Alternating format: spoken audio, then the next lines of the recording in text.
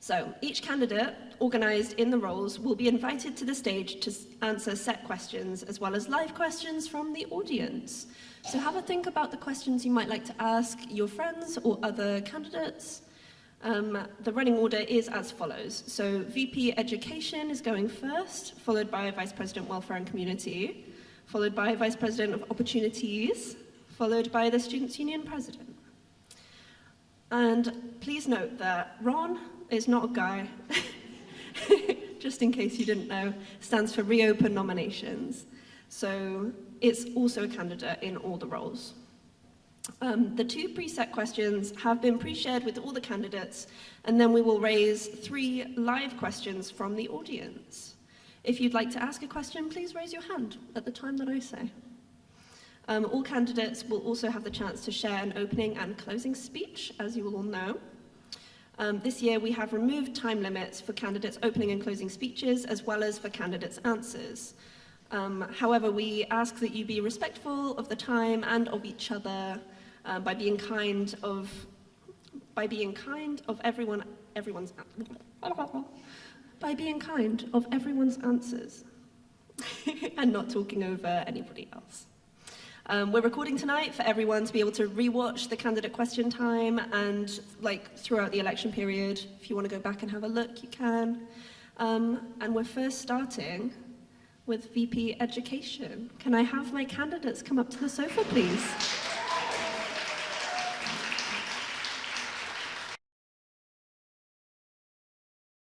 Hello, everybody. How are you doing this evening?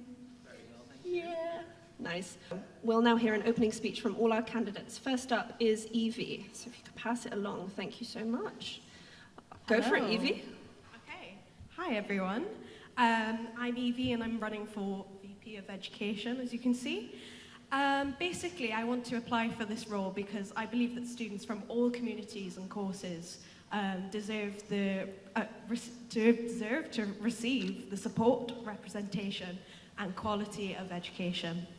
Being a student who has studied here for my undergrad and my postgrad, I have 4 years of student representation experience as a course rep and a senior academic rep. Through my experience, I've gained valuable insight into the challenges that students face within the education system by listening to students' voice. My core values in this journey are quality of education, so making sure that everyone receives that, inclusivity and representation for all, and accessibility to support for all, and communication and engagement with student voice, and finally, respect for students. I am passionate about addressing these issues and improving student experiences, and I aim to creating more inclusive, supportive, and quality academic experience for all without barriers. Vote for me and I'll bring a brighter future to BASPA. Beautiful. Thank you so much, Evie. Thank you. Next up, we would have had Katie, but she couldn't be here this evening, unfortunately, but we do have candidate Katie Jenkins also in the running. Next up, we have Neve, please. Thank you. Hi, I'm Neve. I'm running for education, obviously.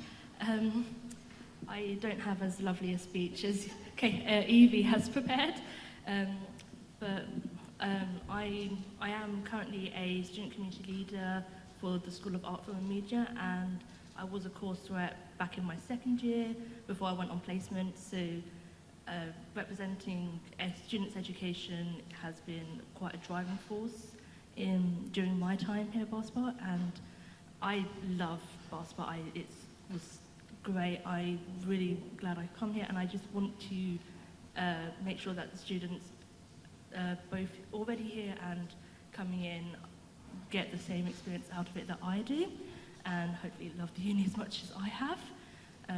I have a massive love for learning. Ever since I was young, I must admit I got started quite young, and my nan was very adamant I learnt to read before I went to nursery and reception. So I think learning and getting an education is like one of the best things that anyone can get, and just I want to help pass on that love of learning to anyone who comes here, whether they want to get everything that they can out of their course and more, or they've just come here to get their degree and they're interacting with the uni purely out of that. Whatever it is, I want to help them get the best experience that they can get for their education. That's lovely. Thank you so much, Neve. Thank you. Sweet. And yeah, lastly, we have Aaron. Hi everyone. I am the current VP of Education and I would like to stay for another year if you don't mind. But I think over the past year I've made a lot of effective movements towards access and support and making the student voice heard. I'm trying to think. I think that every student has the right to an education, or everyone has the right to an education, and it's important that the university recognizes that it's not just about learning, it's also about the student experience and support, and students deserve that. We deserve to have that support, especially in the economy that we have now, and students need to have the right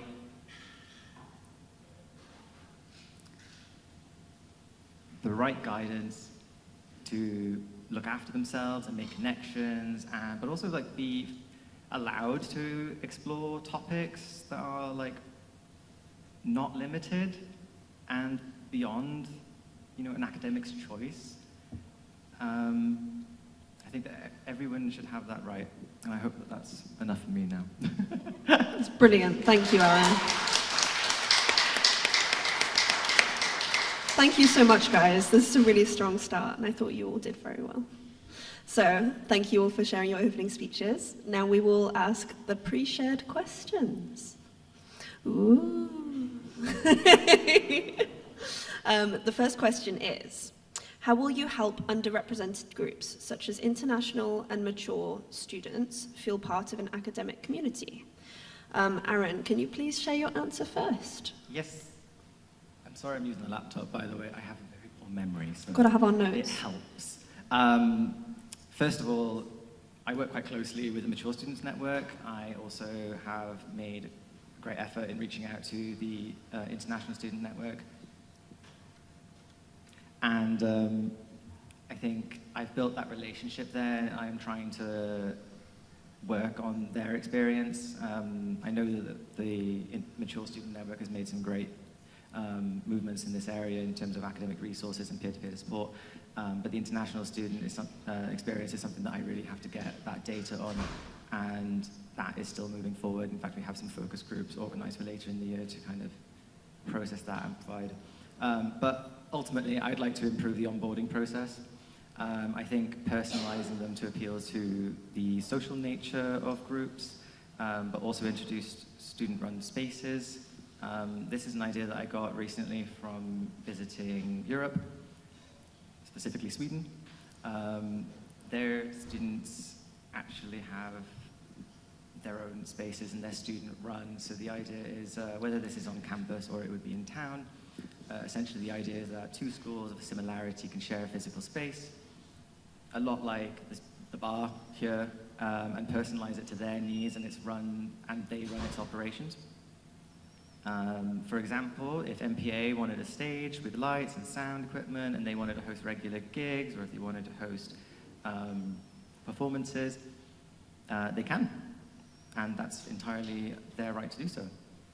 From my experience, this actually fosters school identity and helps build a community, because students with similar interests have a regular space to work and meet new people and host events that they want, rather than having to go to what's being given or provided, which is usually inadequate. But to improve their experience in the academic community, I want to explore incentivizing the rep role to encourage more inclusive social events in the individual schools, and then hopefully this would complement the community building of our student community leaders. I also want to address that we have Basketball London, which is almost another minority group that we don't explore.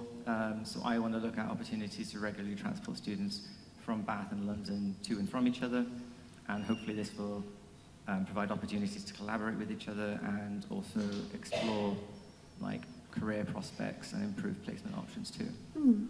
Thank you very much. Very thorough answer. Thank you, Aaron.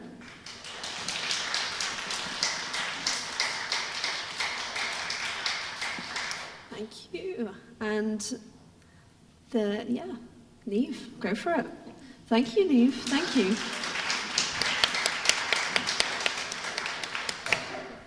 Go for it, Evie. Okay, so currently on my master's course, I would say about 90% of students are mature students, and most of them are my friends because I interact with them almost every week. So obviously I have experience with engaging those kind of students, and on my undergrad, I would say about 50% of the students there were international students. So I have a lot of experience with engaging with these students just from a day-to-day basis.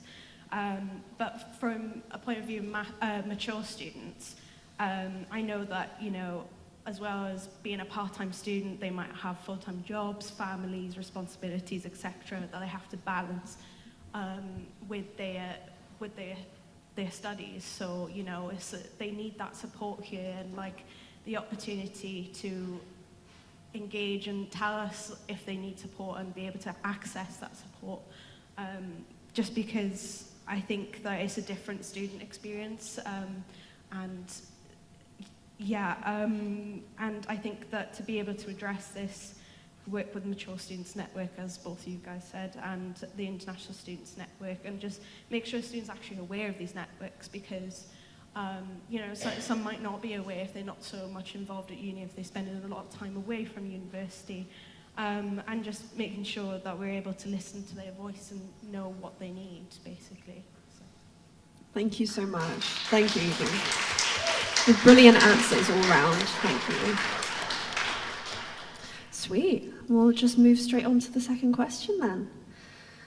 So, what do you think are the biggest barriers to students engaging with their education, and how would you address these? We're going to go to Neve first for this one. Thank you. You got this. Everyone else has got like lovely, concise notes that they're writing, and I've just got random thoughts floating. So I apologise for that. Everyone's different. So the things I've personally seen the most in both in my classes and as an SEL are predominantly buses and check-in codes. They're the things that always come up whenever we look at touch points, whenever we look at feedback, and the buses are an ongoing issue that Jazz has been trying to fight for many, many years, and Marianne before that as well. Yeah. And it is an ongoing battle, unfortunately. But I think the main thing that education can do is getting the data from staff, students, lecturers, and showing that it is reflecting in students' education if they can't get on campus to access things like the library, to access one-to-ones, to go to tutors, and especially getting to class, getting to lectures, getting to seminars and workshops. If they can't get to university that they are paying a huge amount of money each year to get to, then their education is suffering, because the transport that the university is working with is not working with the students. The transport companies aren't working with the uni despite what the uni is trying.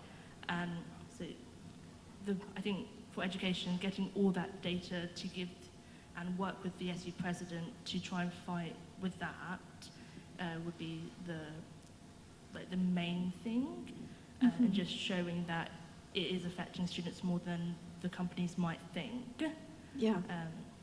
And then with the check-in codes, that is another ongoing problem, and we are moving more into this more technology-led, so getting maybe the student engagement team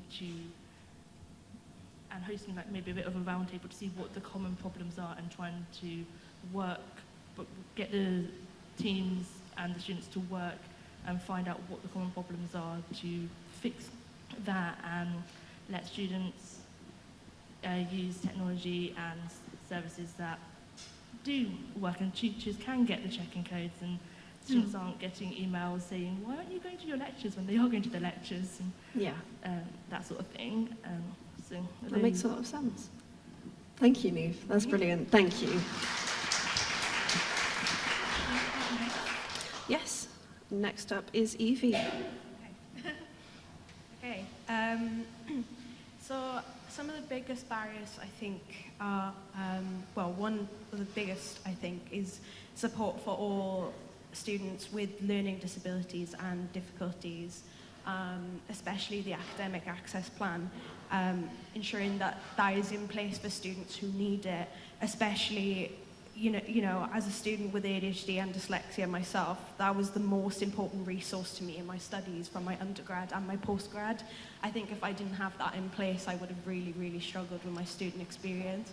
So I'm so glad that I have the support here, and I just want to make sure that is maintained, and that actually, you know, staff are aware of the academic access plan, because I know too many stories of students having to remind their course leaders, especially if they're going into a different year or if they've left uni and then come back or wherever, and that, you know, actually remind your tutors that you need that support, or because they generally do forget because they have so many students. So just making sure the staff are aware of that, because it's such an important resource for students like me and others. So yeah, and the next point I was going to bring up was the buses, but I feel like you covered that very well. And I was also going to say, Jazz, you know so much about dealing with that. And yeah, it's just, that's a really important point, because students, they need to be here and staff need to be here, and they're not able to because the buses just, they don't arrive on time, they arrive late, they're too early, and then people miss it. I've even, you know, we've all experienced that as students, because there's only one bus and that's the only one that gets here, basically. So Yeah. I had more notes as well. The next barrier, I think, as well, is isolation and lack of interaction. I think if students feel left out or discouraged, they might retreat further, and then obviously they're going to start not actually engaging with their studies, so that's a big problem. I think as well, from my experience as a postgraduate, I feel like we are kind of a little bit isolated, and there's not as much opportunity for things and events as much as undergraduates, so I would like to try and work with that more, because I know in my undergrad I had so many opportunities to do things, and I think with your postgrad it's kind of like, yeah, you're a little bit isolated in that sense. So I would want to make sure there's more things out there for us in support, because I want students to feel like they can engage and feel welcome on campus.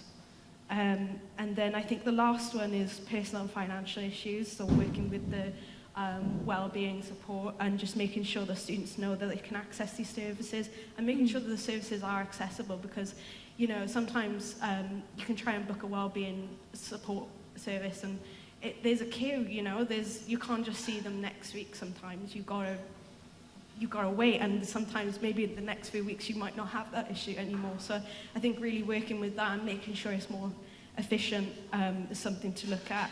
And I think most issues is just, well, to engage with students and staff and student representatives and just listen to what their problems are and then take action from them.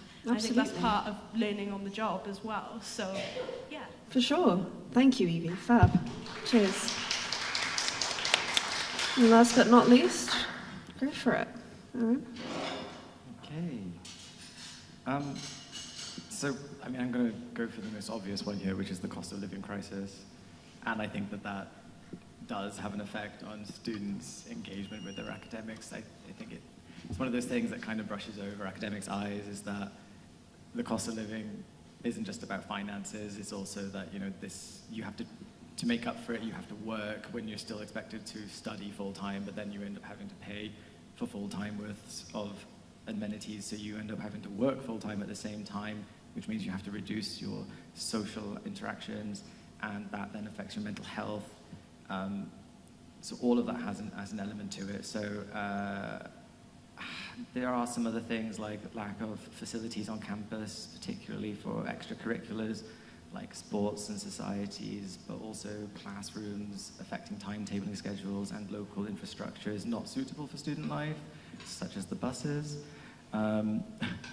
Academics are also hesitant to engage with their cohorts a lot of the time, which makes there's a lack of cohesion between academics and students. So I think a few of the things that I would like to do to improve that or remove those barriers is ultimately I would like to campaign nationally to reintroduce maintenance grants, for one. Another one would be to reduce hidden course costs and advocate for financial student incentives. So if you're ever asked to do something for the university, they will financially reimburse you rather than be like, oh, here's a voucher. I would also like to increase the number of paid opportunities on campus, or in Bath, I suppose. We do work with Baines Council. I'm working on making changes with the curriculum to allow students opportunities to choose from a variety of assessment methods to improve accessibility. So you essentially get the choice of what assessment method you would like to take, and you can utilize your preferred skills in that sense. I'm working with student wellbeing services to improve inclusivity and teaching. I'm doing this by supporting students and reps and student community leaders and so on in advocating for the SWS Inclusive Teaching and Learning Practice Guide, which was created last year.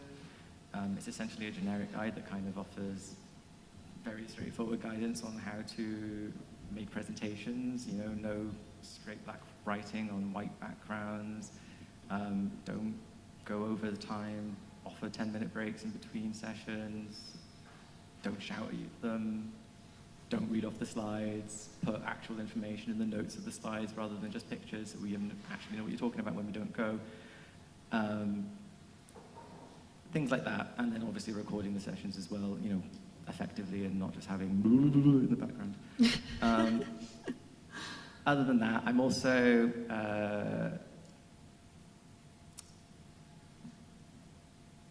so essentially that would remove a number of barriers, but also reduce the need for AAPs across campus. I also want to improve academic awareness, improve academics' awareness of their student population. For example, 25% of students at BASPAR actually have a disclosed disability, and I don't think they seem to recognize that. A majority of international students are part of the business school. It's elements like that that academics seem to not have, the higher and the university do, but the academics don't recognize it. Yeah. Okay. I think and better management of resources like timetabling for more effective and efficient facilities in the university. In universities, the state's master plan for 2020-30. Lastly, I think would be student voice. I think I'd like to improve opportunities for students to discuss their issues with myself. So if I'm re-elected, I would like to host every week an hour or two at the end of the week where any student is welcome to come and talk about any initiatives that they want to put forward or anything that I'm working on and get a better understanding of my role and how I can actually support them. Brilliant. Thank you, Aaron, and thank you all very much. Fantastic answers. Now we will open up the floor to 3 audience questions. So if you have a question right now, please raise your hand. Go to lovely lady with the red hair at the back there. If you want to come up to the microphone. Thank you so much. Thank you. Just so the people at home can hear it. Hello. What would make you a good VP education? So what would make you a good VP education? Simple, effective. Thank you, Poppy. Should I go first? Yes, it happens to be you first in the running order. Go for it. Lovely. I've been in the role for a year already, so I've kind of already established how things operate, how the ESU operates, how I communicate with the university and other organizations as well. So there won't be that time differentiate. So I don't have to start again, essentially. I can roll on with everything I'm doing currently. I also think that I'm a good candidate for VP education because I'm very direct, I'm quite straightforward, I don't hold back.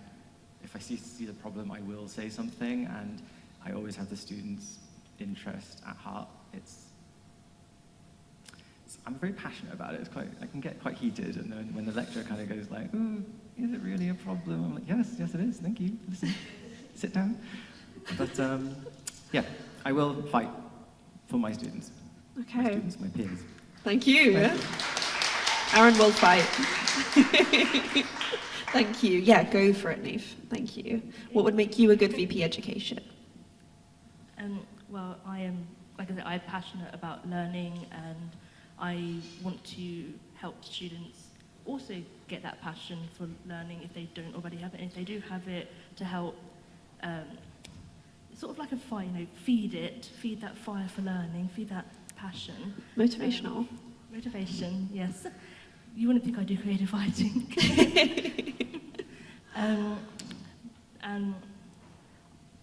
Like I said, I was a course rep I do a joint honours, so I was across both of my courses, so I was able to see how what the different feedback was between, and two schools of study as well, like art, film, media, and writing, publishing, humanities, and where the differences between those two schools lie. And as a student community leader now, I see that even bigger within art, film, and media, and just be able to delve into that, and hopefully, I'd hope I would be able to help try and get some of the problems, maybe not entirely sorted, but make them a little bit smaller. Yeah. I have very little patience for people who aren't respectful and who tick me off immensely. The amount of times I've threatened to go down to various train companies' headquarters to tell them off for leaving me at Broxbourne for half an hour in the rain. It's My unfortunate. housemates are very aware of that.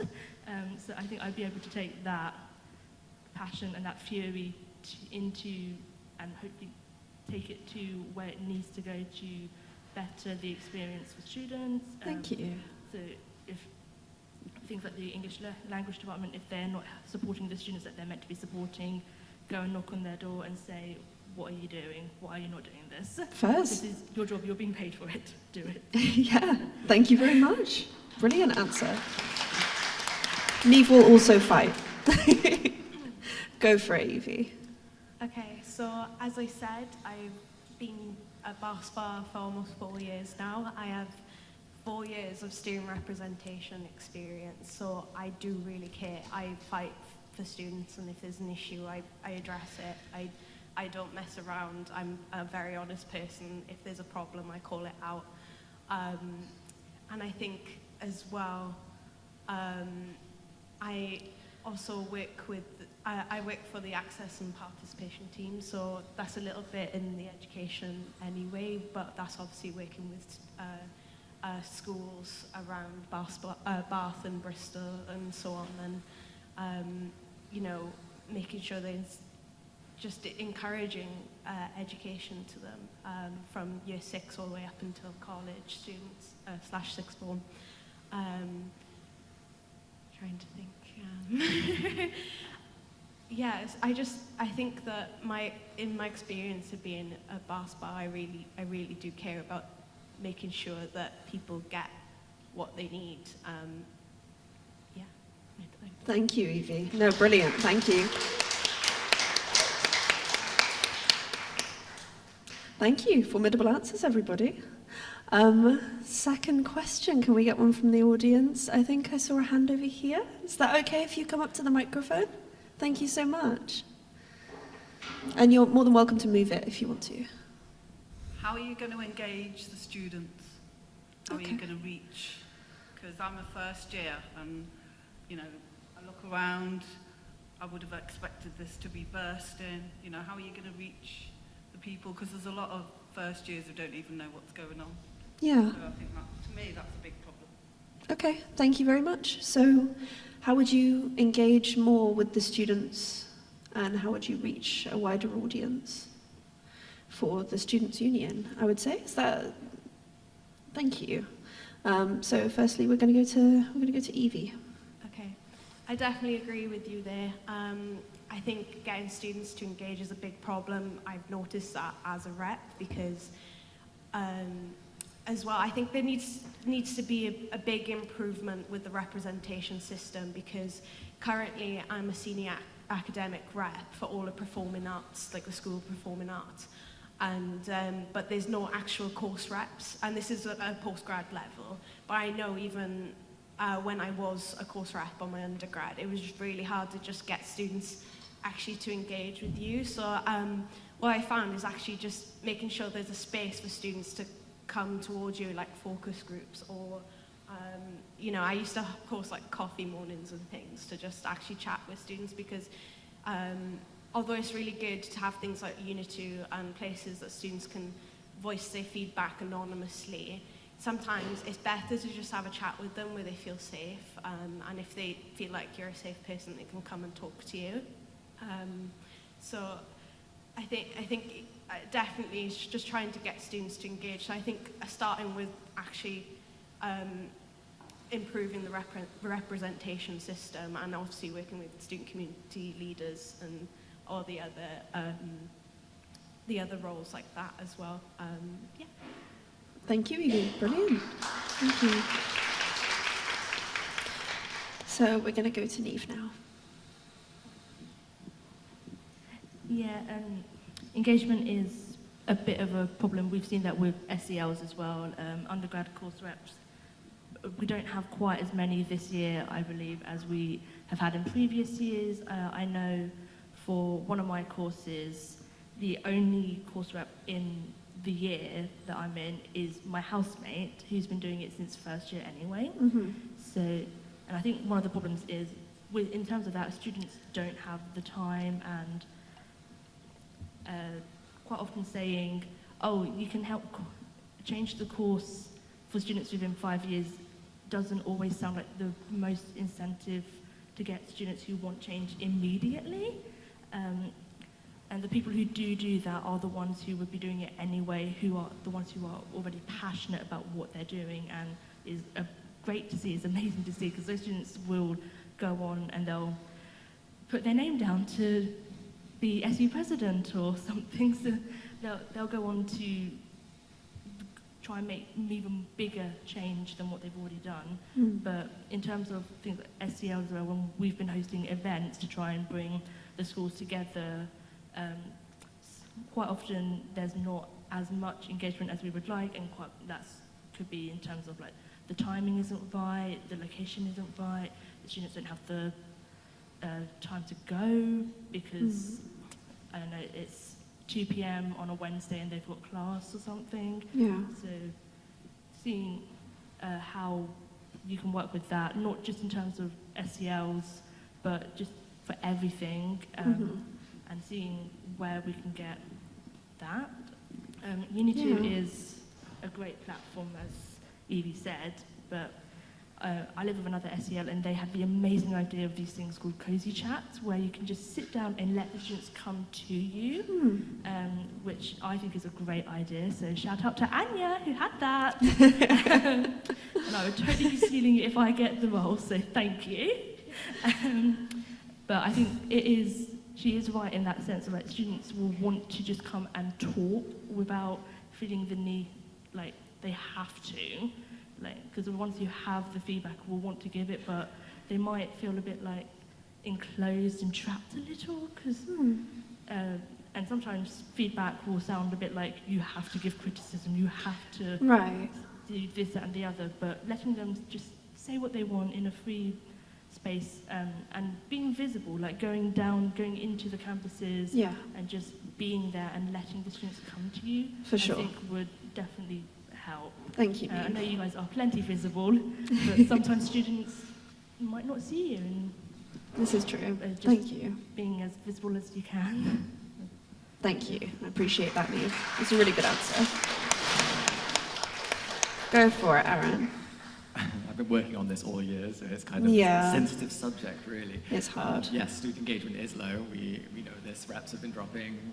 Yeah, all of that has been said. I think ultimately we introduced the role of student community leaders to try and build that community within schools and get students engaging with the representation process a little bit more, but also to engage with the SU and within their schools. But in terms of engaging with the Students' Union, I think, yeah, our visibility hasn't been very high, and I think we've been limited on our capacity up until now. We've had a rather nice couple of increase in comms, team, staff members, and so on without, yeah. So by having that now, I think one of my goals would be to have a whole new revamp of the website. It would be great if we could have a website that's a little bit more accessible to the students that we have and actually promote that a lot more across the university and the different campuses that we have. I think it's also important that we host more events across campuses. I think a lot of our events are solely in this building. But that, I do believe that is mostly majority because there's not enough space at BASPAR. So, but this comes back to the whole element of having student-run spaces that I was talking about in my pre-question. By providing students with that space to do that, I envision that student community leaders would utilize that space to host those events, but also to facilitate feedback and represent the Students' Union. So essentially, we have also the introduction of the student community leader role it's a paid role, so by eliminating the barrier of, having to work full time, by giving them essentially the job to do what we would like students to do and build on that. It's a nice move in that right direction, but I would like to improve it by providing additional training, possibly improving the budget, and improving the awareness of the role across the university with the academics as well. I hope that answers the question. Thank you, Aaron. Thank you, everybody, and thank you for the question. Appreciate it. Okay, final question for Vice President of Education. Go for it. Come up to the microphone. Hello, Aaron, you know me. I am a second year film, television and digital production course rep. And this is, again, kind of following on from... Can't turn around because then you can't hear me on the mic. A point following on from the question that was raised, which I thought was quite relevant, about particularly the academic rep programme. As I assume all of you are aware of the academic rep programme, because you've all been a part of it, what kind of reform would you make to it? Because I think one of the main reasons that student engagement is lacking at the minute is because the academic rep programme is not, I don't want to say it's not well designed, but it's not designed in the way it should be. Speaking on SSLCs, I was just in one for the School of Art, Film and Media. It was myself and one of the academic rep who was my housemate. And even though there were two of us, they didn't let us talk at all. We sat in that meeting and had to listen to them as they said, "We're doing this, yay us." And we were like, okay. And student engagement and student feedback is high. I have a giant group chat with everyone on my course telling me what they want to happen. So what reforms, that was very long-winded, what reforms would you make to the academic rep programme? Okay, so what reforms would you make to the academic representation programme in general, like as course reps? For course reps, not student community leaders. Yep. Thank you. It's a great question. I'm glad you brought it up, actually. I think there's a lot changing in regards to the rep program at the moment with the university, and I think it's important to recognize that academics are also aware that there's a lack of representation as well. So it's the schools are trying different things and we're trying to see what works out. So there is kind of a review going on, but but there shouldn't be a barrier to any of that representation in any way. So you should never have been stopped being able to provide feedback. However, I think there is a reason that we might need to mitigate instances where academics are being targeted or students become so overwhelmed with the topic that they're talking about that they become heated and upset and so forth. So we need to avoid that. So I do think that the use of Uni 2 going forward is a good opportunity to mitigate those circumstances. So I would provide additional training for reps. I would also try to find more incentives for reps as well, because I think that's also important, and that would hopefully build on the rep population. But providing training to them to utilize Uni 2 more effectively, provide all feedback that they have through Uni 2. If there are any reps that would feel that they are unable to deliver feedback through Uni 2, we would I think we would figure out some form of delivery that would suit them. In particular, we can apply reasonable adjustments, but Uni 2 would be the essential element, because at the moment, a lot of the feedback that we get is mostly one person, or it's a few students on one course, and they provide it, but there's not enough numbers for academics to have made a difference without having possibly backlash. So it's like they do need to have those numbers to back up the decisions. Okay. Yeah, I think it's, ultimately by using Uni 2, they can improve student thumbs up and thumbs down as to whether or not it's something that they would agree or disagree with. So, and then also that would also help support and manage the time of an SSLC, because we've already, there's a lot of issues around students being able to actually get on campus and actually attend these meetings, and reps as well, so the feedback doesn't always come on time. So by using Uni 2, we can still have the feedback and still discuss it with those that actually arrive. I hope that makes sense. Yeah, I think so. Thank you, Aaron. No worries. Thank you. Okay. I'm going to go to Evie next.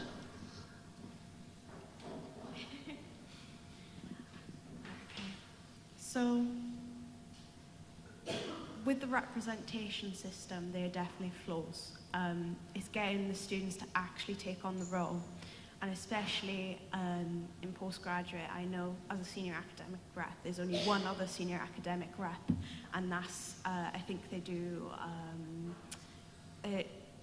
it's one of the sciences or something to do with that, but it just shows that you haven't got coverage across every single school, which is definitely an issue. And even with my role myself, my role relies on feedback of course reps, but there are no course reps. So my issue at the minute is trying to actually engage with those students on courses that I'm not involved with.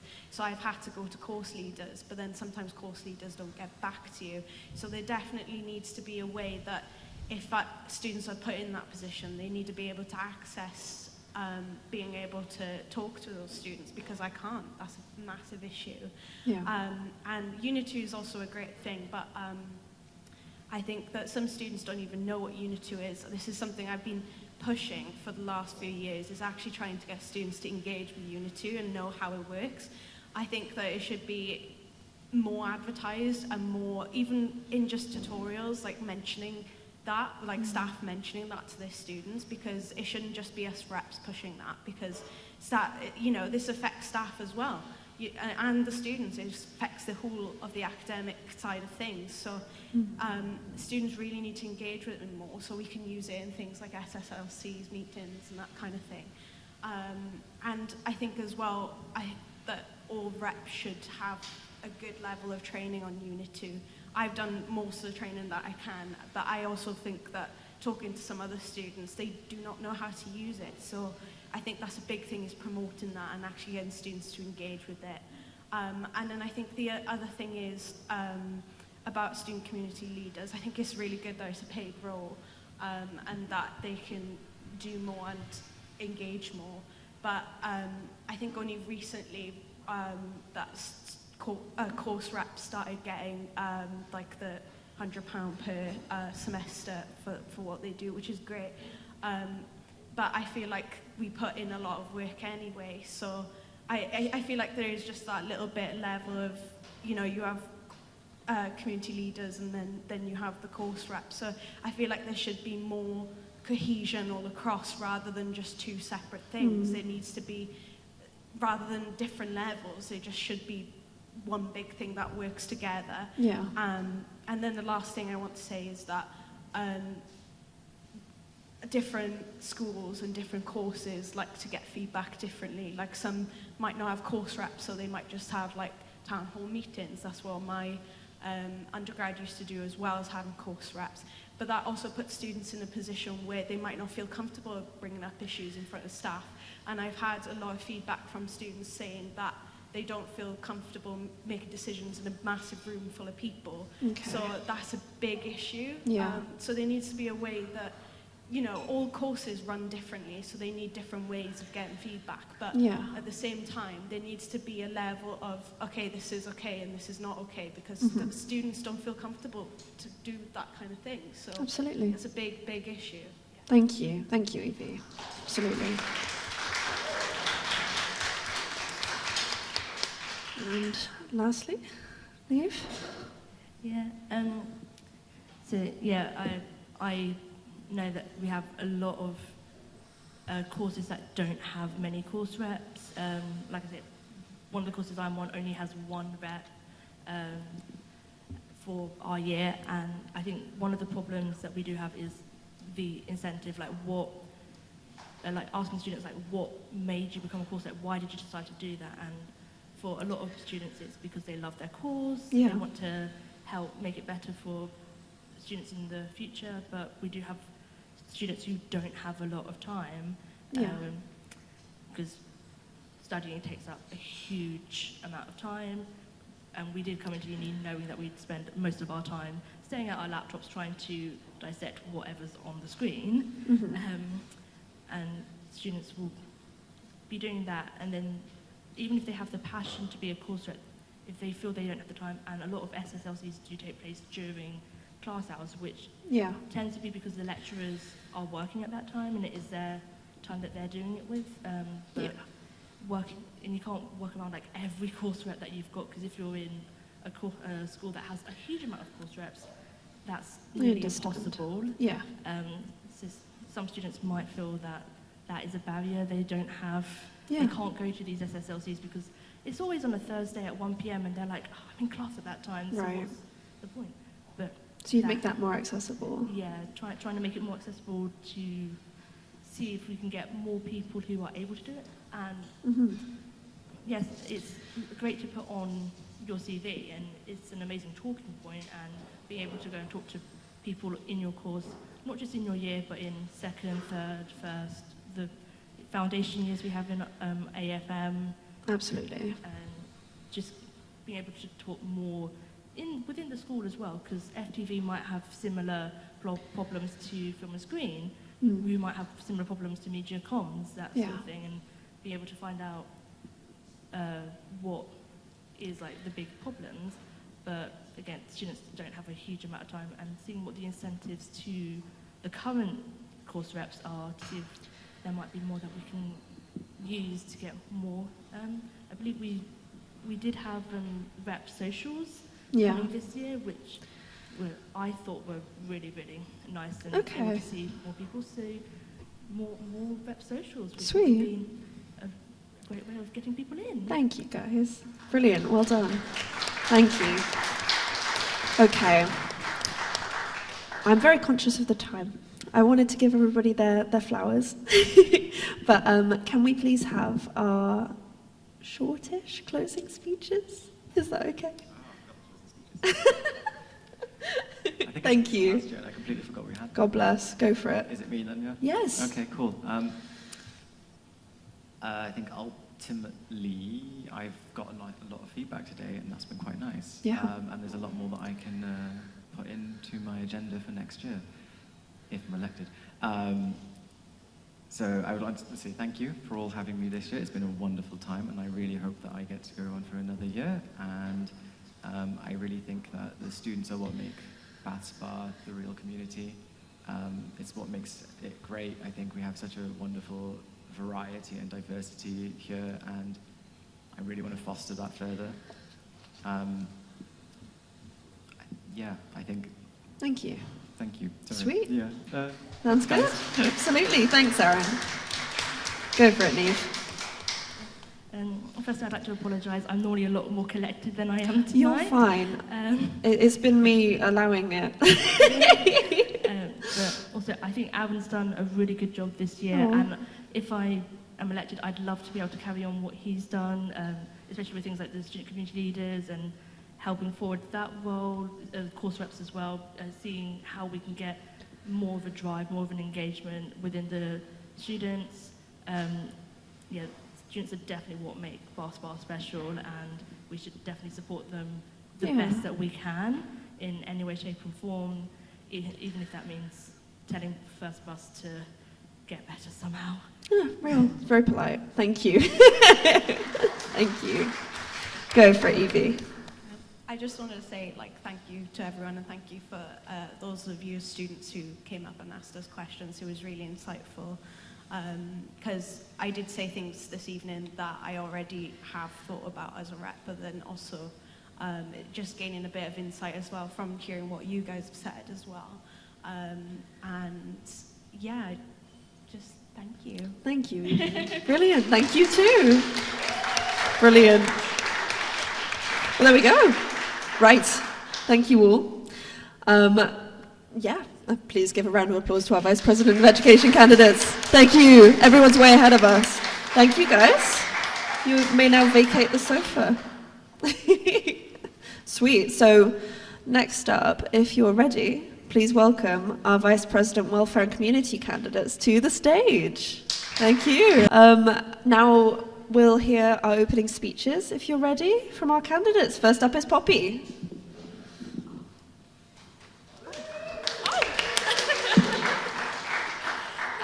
Hello everyone, so my name is Poppy and I'm your current Vice President Welfare and Community, and I'm rerunning to be in the role again next year. I have loved this job so much and I have so much more to give.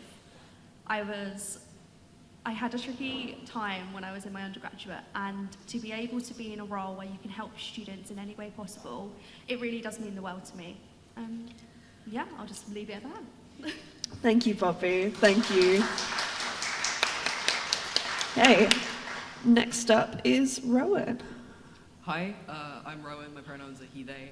I'm running for VP Welfare and Community because I think students deserve so much better than we're getting. We deserve way fairer treatment and support than the university is currently giving us. I have kind of three main areas I want to focus on if I'm elected. The first one is housing. It's in really terrible conditions and it's way, way too expensive, and it just keeps getting more and more expensive every single year. And I know so many people that have had issues with mold and damp and broken appliances and stuff that's just not getting dealt with. And I've experienced some stuff personally with landlords showing up without giving proper notice, which is a little bit scary. So I just really want to help students advocate for their rights as renters. Because for so many people, it's their first time living independently. They don't know how to stand up for themselves. They don't know what they're allowed to do. So I just want to really help students get their accommodation to safe, comfortable, livable conditions, because that's what they deserve to be able to study. You shouldn't treat housing as just a place to sleep while you're at university. It really affects your health, both physically and mentally. For sure. Yeah. My second kind of main issue is making support more approachable and accessible. Mainly, there's so many great things already in place, put in place by the Students' Union and the university, but some people don't know what they can access, and even if they do, it's really scary. I've had personal experience with this, going to wellbeing appointments. It's taken so much time for you to go up and actually start looking for it. And when you're trying to get through all of those websites that just feel really impersonal, and then you finally get to these forms that are just fully booked out as soon as you find them, and you just can't reach out when you need to. So I want to try and kind of simplify signposting, so you don't have to keep going through tons and tons of links, and just so many emails that I think are quite unnecessary. Well, they said. Yeah. They said work. I want to. Am I good to go? What is going on? Okay. I would say so. Yeah, so I want to kind of make more alternatives to these appointments, kind of more chill craft afternoons, which I know there are already more of, but make sure they're broadcasted more of. What is happening? Okay. Yeah, just kind of more kind of community, building that up and making sure people can actually get help when they need it, not just in these formal settings with kind of counsellors, but with other students as well. So I think community is the most important thing at Bath Spa, really. And that kind of links into my third point, which is including all students. I personally, I'm disabled and I'm trans, and I know how important it is to feel safe and included while you're in university. But there's been kind of a lot of issues with trying to get to events, and even when you get there, they can be really overwhelming. You don't know how loud it's going to be, or if there's going to be like those people drinking, which not everyone's comfortable with. Yeah. And particularly for other groups like mature students or international students, things aren't really set up for them to be involved. Particularly like if people have really busy lives and they can't make it to evening events, they don't want to drink, they don't want to like party with like all the kind of 18-year-olds who are coming to university. For sure. I'd like to leave some stuff for your Sorry, questions, I'm getting Mr. Rowan. No, I completely understand. I was the same way. We also have Jodie, who is a candidate, but she unfortunately couldn't be here this evening. But yeah, thank you guys so much for your opening speeches. No, I totally get it. Thank you guys so much for being here. And now we'll ask the pre-shared questions.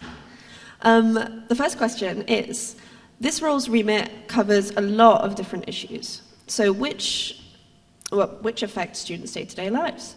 How would you focus your time to tackle a few key issues to ensure that they're addressed effectively? Rowan, you're up first. Go for it. I'm going to kind of cover my main areas that I want to focus on, but a big thing is also talking to students, seeing what they want. Because the things I've focused on are from my experiences, but I know it's different for everyone. And I want to make sure I kind of have focus groups with students, questionnaires, surveys, send them out, but also trying to find a way to contact students that isn't just through emails, because I know how, just seeing a flooded inbox every single day, more and more emails, and it's just, you can't go through all of them, it's just so overwhelming. Yeah. So I want to try and find a way of really reaching out to students, finding out what their priorities are and how they want them to be fixed. Because I don't want to just kind of make decisions for everyone. I want everyone to be involved, I want it to be a community thing, and I want to be able to bring what everyone brings to me and take that to university and the student union and work on that together. For sure. Yeah, I think that's... Thank you. Absolutely. Thank you, Rowan. Fab answer. Same question to you, Poppy. Thank you so much. So I'm just going to divide it into 3 sections. So housing, and then including the local community with that, well-being and inclusion. So with housing, how I would tackle tackle those issues? Have I got that right? Yes, tackle a few key issues. So much. So I would continue working with the Student Community Partnership, who are an external company who both Bath Spa, Students' Union and University of Bath liaise with to help students within the local community and integrate properly. The year before me, Jazz worked very hard on doing a housing survey, which got a lot of important data from students about housing within Bath, and we know how terrible it is, let's be honest. So I would continue to work on that, on the points raised there, because that data is really invaluable. And then well-being. So I have, at the moment, I am the student lead on the Mental Health Charter. So for those who don't know what that is, the university are currently undergoing an accreditation, and if they get the University Mental Health Charter, that basically means that with the university doing everything they can to ensure that mental well-being is top priority for students. So I would continue to see that through. I've already built really, really good relationships with those external people as well. So I would work on that and obviously get loads of feedback from students where possible. And then inclusion, so I have absolutely loved working with the networks this year. I want to do even more of that. I want to promote them even more. I think they're so, so valuable. And I think students need to have a place that's comfortable for them. Yeah. Everyone deserves to have their little space, and I will be quiet now, but yes, thank you. No, absolutely. Thank you both. Thank you, Poppy. Fantastic answers all round. Thank you. We'll move on to the second question. So, the second question is, this role involves working closely with many university teams, such as Student Wellbeing Services, Accommodation, and the Student Experience team. How would you go about developing these relationships in order to help you achieve your goals? And we'll go Poppy first. Thank you. So obviously I've been in the role for a year, so I'm very lucky to have already built relationships with these people. So I really get on with Matt Waldron, who is the accommodation manager. I think he finds me slightly annoying, but in a lovable way. To continue, and also I work really closely with Sarah Gallagher, the head of Wellbeing Services, who I've been doing the Mental Health Charter with, and then obviously Liz Isles, who is quite high up in the university. I have really great relationships with all of them, and if I were to be re-elected, I would just continue to I would just continue to liaise with them in the ways that I have been. My kind of style of communication, I suppose, is quite casual. I don't like to put too much formality into these things because at the end of the day, I am representing students, not some 50-year-old CEO of like a Tesco or something like that. But yes, that's how I would develop relationships. No, thank you, Poppy. Thank you. I'm glad this isn't Tesla. Go for it, Rowan. Same question for you. Yeah, I think kind of if I got the role, I'd immediately try and start communicating like as soon as I could, and have meetings straight away, and kind of get to know them both like professionally and kind of personally, kind of build more of a friendship with them as well. And ideally, if I could find students who are comfortable, have focus groups with some of these leaders, like get them involved, like so they actually know students and hear their voices. So it's actually like, because I feel there's quite a big disconnect with a lot of the university, and I want to bring people together, because I think we should all be working, university and students' union and students just like in general, to kind of just share what they actually need, and like I said, like students know what they need best. So just getting the university to actually hear them and the support groups to actually hear what students need, I think is really, really important. So building relationships with them personally and also as students in general, I think, yeah. Absolutely. Thank you, Rowan. Fantastic. Thank you so much, you guys. So, now we will open the floor to 3 audience questions. If you have a question for your VP Welfare and Community candidates, please raise your hand. Go for it, Matt. Come up to the mic.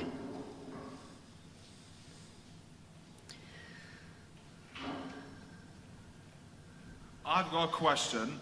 Poppy, this is for you first. You said that you want to promote the networks of the uni better. If you get re-elected, how are you planning to like promote them more? Because I mean, you're already doing a good job of promoting them, so what else do you think you could enhance in that skill? Thank you.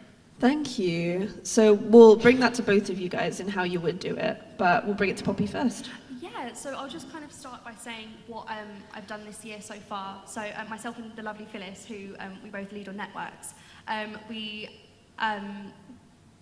already got networks promoted on the Bar app. We worked with Rachel Garman and her graduate app developer on that. So they'll be launching on the app soon. Also, during registration, we've managed to get networks promoted on registration as well. So hopefully with the next incoming cohort of students, they'll see that networks are on there and hopefully we'll get even more pick up. Also, I would love to do a network takeover. We've spoken about this within the SU team, about having a network takeover week where we have loads of network events and we go out and we show them off because they're absolutely brilliant. And I don't think students realise that it's available to them. I know when we did the women's brunch a while ago, myself, Elise and Phyllis and Gabby, we did that. And students were like, oh, is this free? But yeah, I think going out and talking to students and having on the app and registration, that's how I would promote networks. But thank you for saying I was doing a good job, I appreciate that. Absolutely. Thank you, Poppy.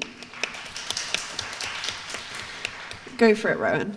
Yeah, so I think this kind of links into my idea about just inclusion for all students, and I kind of want to work with the Vice President for Opportunities as well to kind of work on making events more inclusive, so working with the networks and kind of finding out what would make them accessible for those groups as well, and trying to promote collaboration between networks and societies, trying to get those involved, so we kind of just bring visibility to them through existing like big societies, for example, like D&D Society. If we can try and get those involved with specific networks and have events, like have a one-shot for these people, actually make it accessible to this group. And also like maybe sports societies have a sports event let's focus on this network, bring them in, and really kind of just, as again, bringing the university together, making sure everyone gets seen and is included, and it's just one big community instead of loads of little communities that get divided up. Because I think that's been an issue, at least in my experience. Yeah. Right. Thank you. Thank you, Rowan. Thank you both. Very succinct answers. Very good. Can we have another question from the audience, please?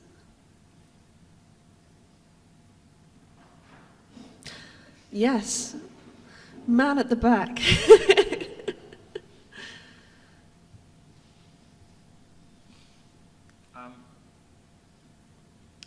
you going to get the networks to engage? I know some of them are being quite engaging, but I also know that some of them aren't. And I just want to know, do you have any ideas on what you might do to improve their engagement, but also how they network themselves? Thank you. So how are you going to improve network engagement with us and with each other? We'll take it to Rowan first. That's a really good question, because I honestly haven't had much involvement with the networks, so this is something I'd really want to work on myself as well. Just really try and set up meetings with them. I just really want to try and start talking to people a lot more and bringing them in. I know this isn't. I'm just trying to. I'm thinking as I'm going. Honestly, I didn't even consider networks, which is part of the issue. We haven't really thought about these groups more. So really going up to students, going, what do you think is missing? Who feels left out? Inviting them to events that the SU is putting on, linking them up with other people. I think this brings me back to a point of just making sure everyone comes together, building the basketball community as a whole, and stopping people being divided and just going off to their little groups, which I think tends to happen. Like mature students tend to stay mature students, they don't branch out. Yeah. That's kind of all I've got at the moment, honestly. No, that's very fair. Thank you. No, thank you. It's a good answer. Fair play. Very valid. Thank you. Go for it, Poppy. So how would I improve... Networks engagement with the Students' Union, Yeah. with students, and with each other. Yeah, brilliant. So I would love to do a massive comms push for networks. Sorry, Kieran. I think they don't get shouted out about enough. I think also during Welcome Week, I think that's a really good time for us to really push the networks. That's a time where students tend to be more engaged, so why not utilise that and then have them become friends and join the network. I think also, like you said, I'd really like to just reach out to them personally. I have done that in the past, but I'm very aware that network leaders, especially student network leaders, they are time poor and they are doing this because they love it. So anything I can do as Vice President Welfare Community to support them, I really want to keep that dialogue open. And yeah, just any support they would love, I would be happy to be there. Thank you, Poppy. Cheers, guys. Thank you, and thank you for the question. Can we get... That is 2 so far, right? Can we get a final question? Thank you. Come up to the front, Amelia.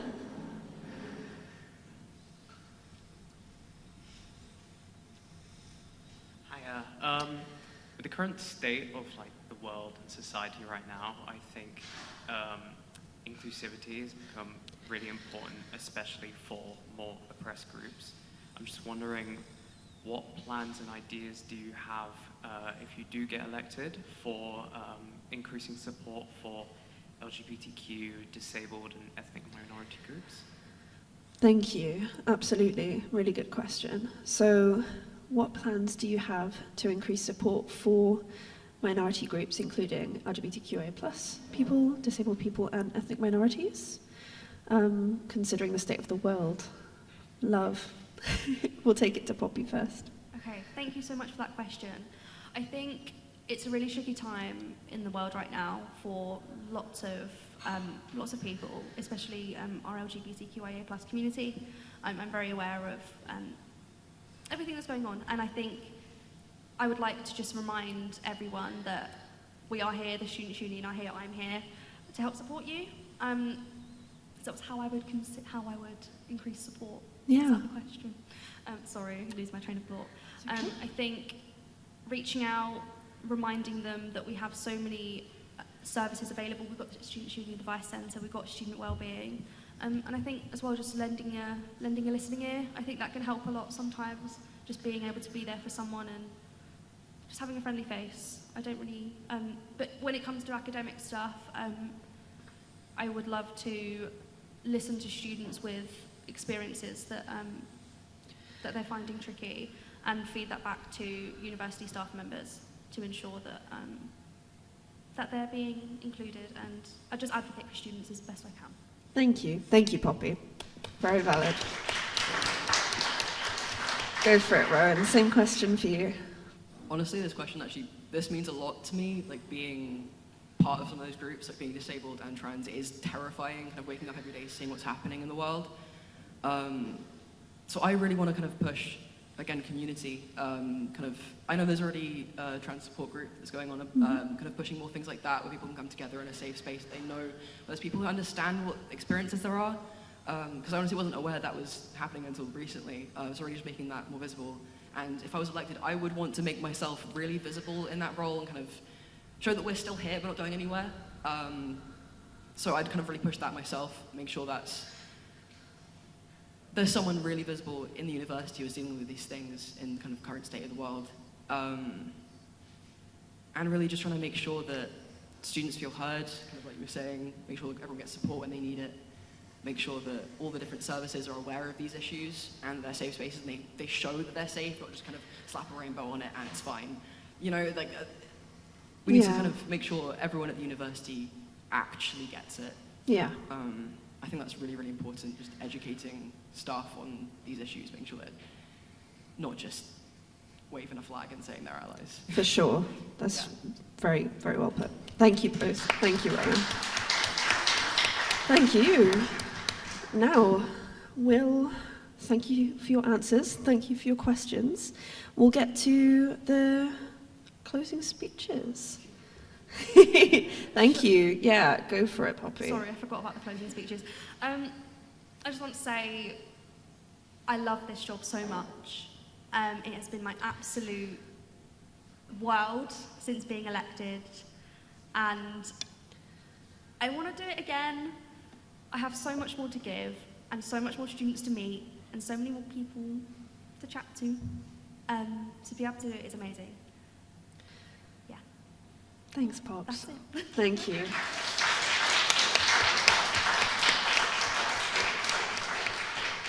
You're up, Rowan. I just want to say kind of thank you to everyone who was able to come and the questions that were asked. They were really just nice to be able to answer. And it's just been really nice kind of through this kind of campaign process, meeting people and hearing people's points of view. I think so many people would be so great for these jobs, and I just want everyone, like, good luck. You're all doing great. Yeah. Slay. Thanks, guys. Thank you both so much. So can we please welcome the Vice President Opportunities to the stage?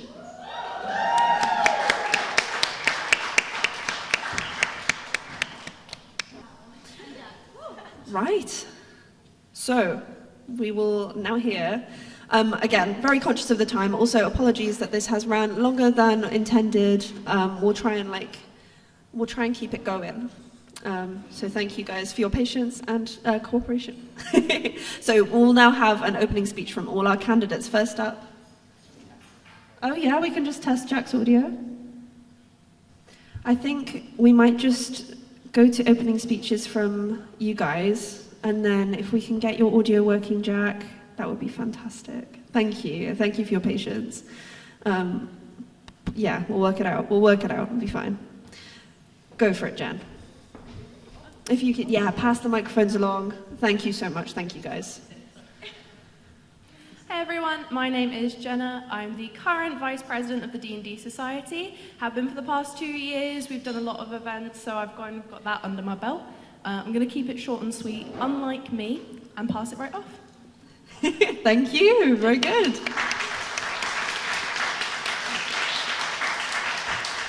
Go for it, Lils. Hello, I'm Lily, and I'm hoping to be your next VP of Opportunities. I'm dedicated to being a strong advocate for students, cheering you on every step of the way. I feel passionately about students having opportunities and being able to try a range of new things whilst at university.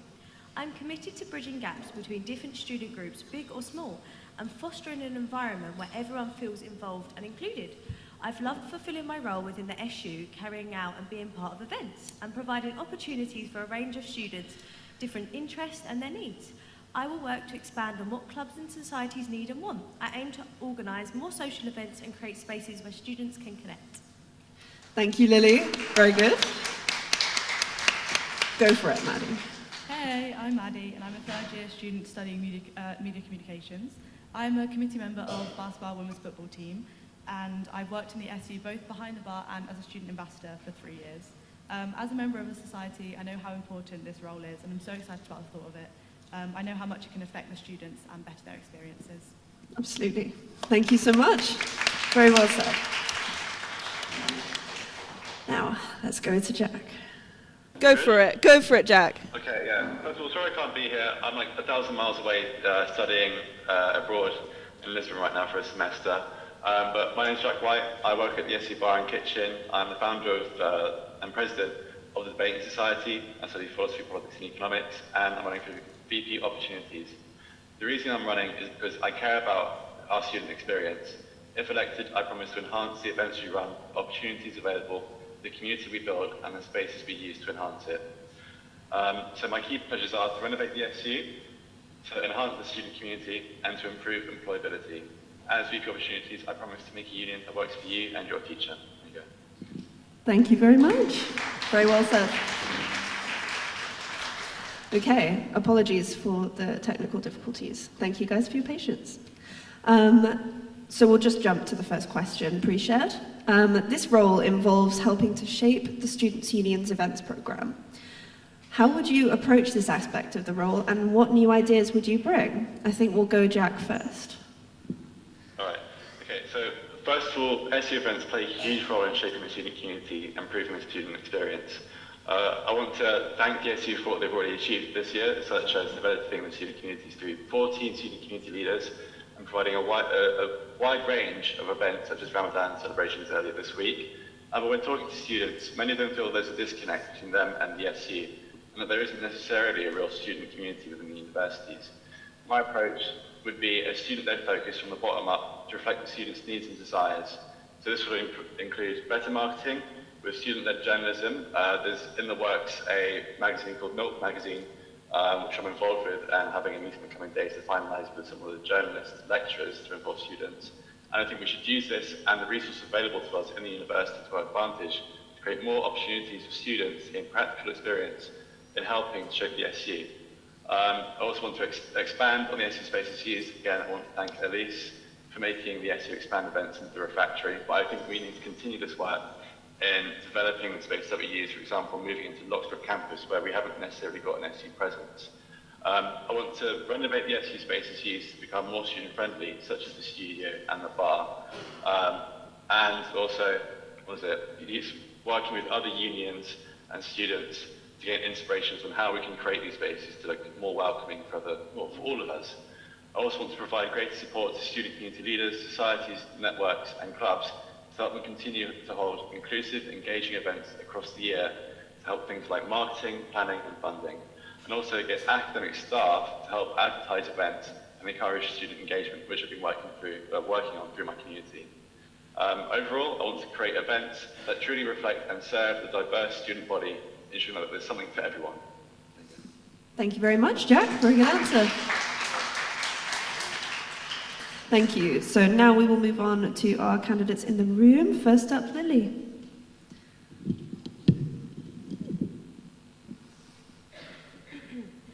I would say encourage collaboration between different societies and group, and just like really push for that.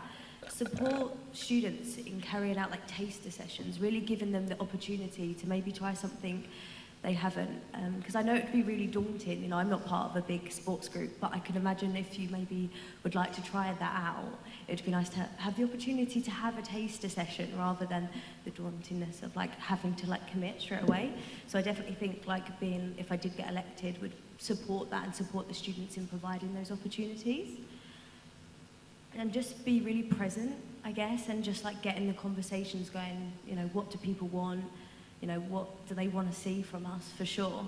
And just trying to reach all students, you know, not just ones in big teams, you know, really reaching everyone and a range of different groups, whether that's commuters or mature students, just generally letting everyone be involved. You know, university has so many wonderful opportunities, and I think it's definitely making the most of that. And I think it can be just really daunting to get involved, especially like if you're on your own. So I think having more of that like engagement and really just building a community and really like breaking that like barrier of like not joining in because of like being scared to go. Like I think there needs to be more like openness and like more of a community vibe, that like it's okay to like turn up on your own and try something new, like definitely push more for that. For sure. Thank you, Lily. Thank you. Really good answer. Now we will pass over to Maddie. So, as someone who's been in a society, and I feel very passionate about it because it's how I made most of my friends, and it's just made my university experience amazing. I would engage more with student societies and get feedback and reflect on what needs changing, as well as like collaborating with like different businesses in Bath. So it's like broadens the whole, just broadens everything and collaborates more, as well as doing like careers fairs and like pop-up markets and volunteers fairs. I also want to like showcase more of Bath's talents, like with like a new approach and like in the SU, just have more people come and show what they can do, and like, yeah, I just think I'm really good. As well as like maybe, I know the marketing is really good for some things, but maybe for like societies it could be more Instagram like awareness for it, and as a media comm student I think I could help do that from a student perspective as well. Yeah. Thank you very much, Maddie. Thank you. Last but not least, go for it, Jen. I think it's very clear to all of us that there is a lack of collaboration between societies. We've all broached that subject, so I'm not going to delve in deeper into it, just because we all know that that's something that's lacking at the moment, especially between, I believe, the sports societies and non-sports societies. I think that there's really a disconnect there.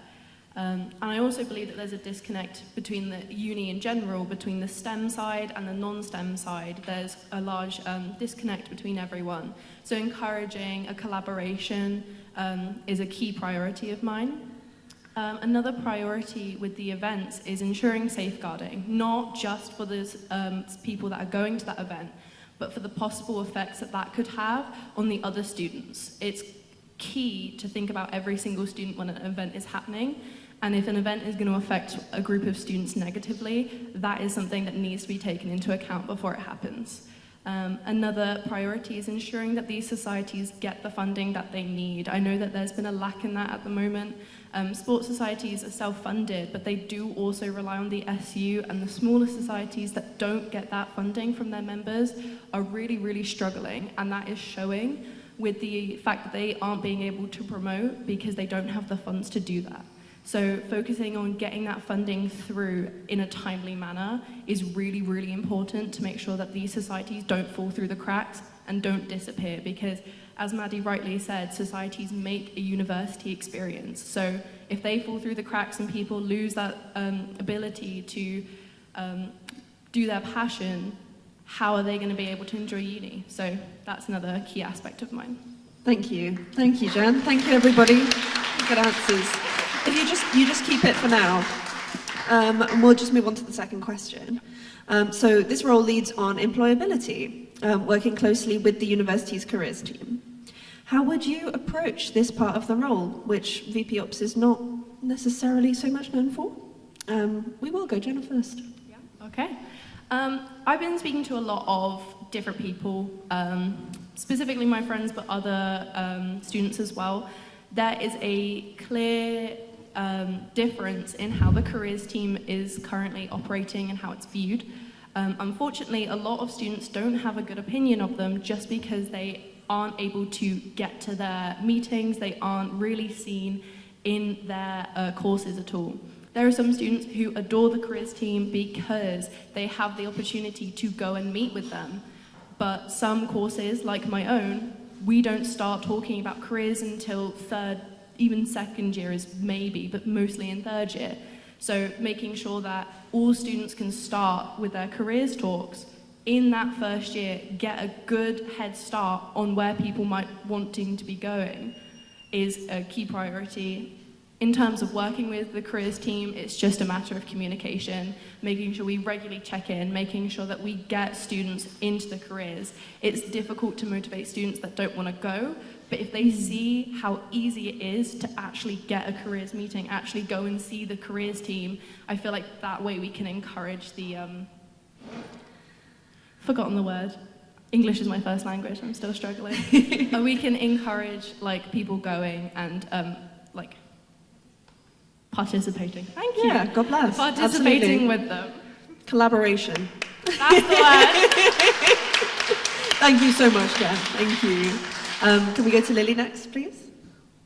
Obviously, I don't want to repeat, but I do definitely agree. Then that was my main point, would definitely be to just like collaborate and work together as a team. I know this has been mentioned this evening, but really just working with the other teams and not just viewing the sabbatical officers like as one role, you know, really collaborating and coming together as a team, working with all the other teams within the university to, you know, give the students what they need, the opportunities, and just all of it, not just opportunities, but also like academically, like well-being, like really just bridging that all together for sure. And I would just try and like promote students to go along to what they can, but if they're not opening enough opportunities for like different meetings, like times, for sure, like having that conversation with them and being like, can we put on more, just really getting what the students need. If it's not working, then that's fine, but we'll bring that forward. Sure. So yeah, just encouraging what you can of the students. Thank you, Lily. Thank you. We'll go to Maddie. Thank you. I think having connections with societies at the moment means that I'll be able to easily get feedback from lots of different groups of people, which could be helpful for this. But also, like doing lots of regular career workshops, CV and LinkedIn building skills, because I didn't know how to make a CV or what LinkedIn was until like this year. As well as more awareness for the internships and placements that they offer. I went to Vietnam for like 6 weeks in the summer, and it was all completely funded for by the careers team. But I literally had no idea about it. I just randomly saw an Instagram post. So I think like more awareness for that would be great, like regular feedback. And then also just talk about the funding that BARSPA can offer, because it's so generous. Like they literally paid £3,500 for me to go away and just to get some experience. So I feel like telling more people about that as well would be great. For sure. Thank you, Maddie. That sounds sick as well. I'm kind of jealous. Okay, here we go. Jack, take it away. Same question. All right, thank you. So, unfortunately today, unless you're from Oxford or Cambridge, securing a degree isn't enough to guarantee employment. And in the past 40 years, social mobility has basically collapsed. Not only does our generation face challenges with securing meaningful employment, we also face huge financial pressures, which puts a lot of jobs out of our perspective, as we just won't be able to survive on their wages. However, if I was elected, I would want to enhance collaboration with the careers team by using the student community leaders to help organise networking events, talks with initiatives to gain work experience, connect, and learn about what opportunities are available for you. Similar to what the business school does. And that can be done through expanding networking events, so organise guest speaker panels, industry networking nights, and develop our alumni networks for alumni mentorship schemes, enhance work experience opportunities, so push for more paid internships, student-led projects, and collaboration with local businesses, develop practical skills workshops, so host sessions on CV writing, public speaking, digital skills, and freelancing, promote SU-based experiences, so encourage students to gain employability skills through SU volunteering, society leadership, and event planning. So overall, I want to ensure that every student leaves university not just with a degree, but with the confidence, experience, and connections to secure their future. Thank you. Thank you, Jack. Very good. Oh gosh. There we go. Right. Thank you for your brilliant answers, everybody. Now it's time to go to the audience questions. We've got one straight away at the back. Take it away. Come up to the microphone.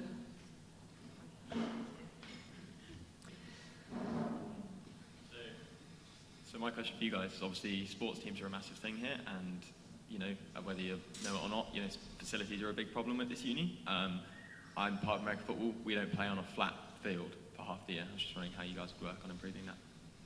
Okay, so how will these VP Ops candidates work on improving sports facilities? Yeah, and just, I think, general facilities. Stunning. And general facilities. Okay, thank you so much. We'll go to Lily first. Definitely, I've heard this be a lot of problems. I've worked on a lot of open days and offer holder days, and that is one of definitely the main questions we get, like, oh, where's your sports facilities? So I am aware that is an issue, but we're listening. And I'd like to improve that. If there's facilities that we can push for and get funding for and create a better space for all the sports teams and the different societies and the needs that you want, 100%. But I need to be in action to be able to do that. So, but I'd definitely push for what you guys want. But yeah, if we just need to know. And yeah, so sure. hopefully if you vote for me, I can do that. Thank you, Lily. I'm going to pass it on to Jack, because I don't want to keep putting you first and last. So I'm a part of the American Football Society. Oh, wait, sorry. So sorry. Can you hear me? Can you? Sorry. Is there too much feedback for you, by the way, Jack? No, I mean, I'm having a little bit of trouble hearing everything.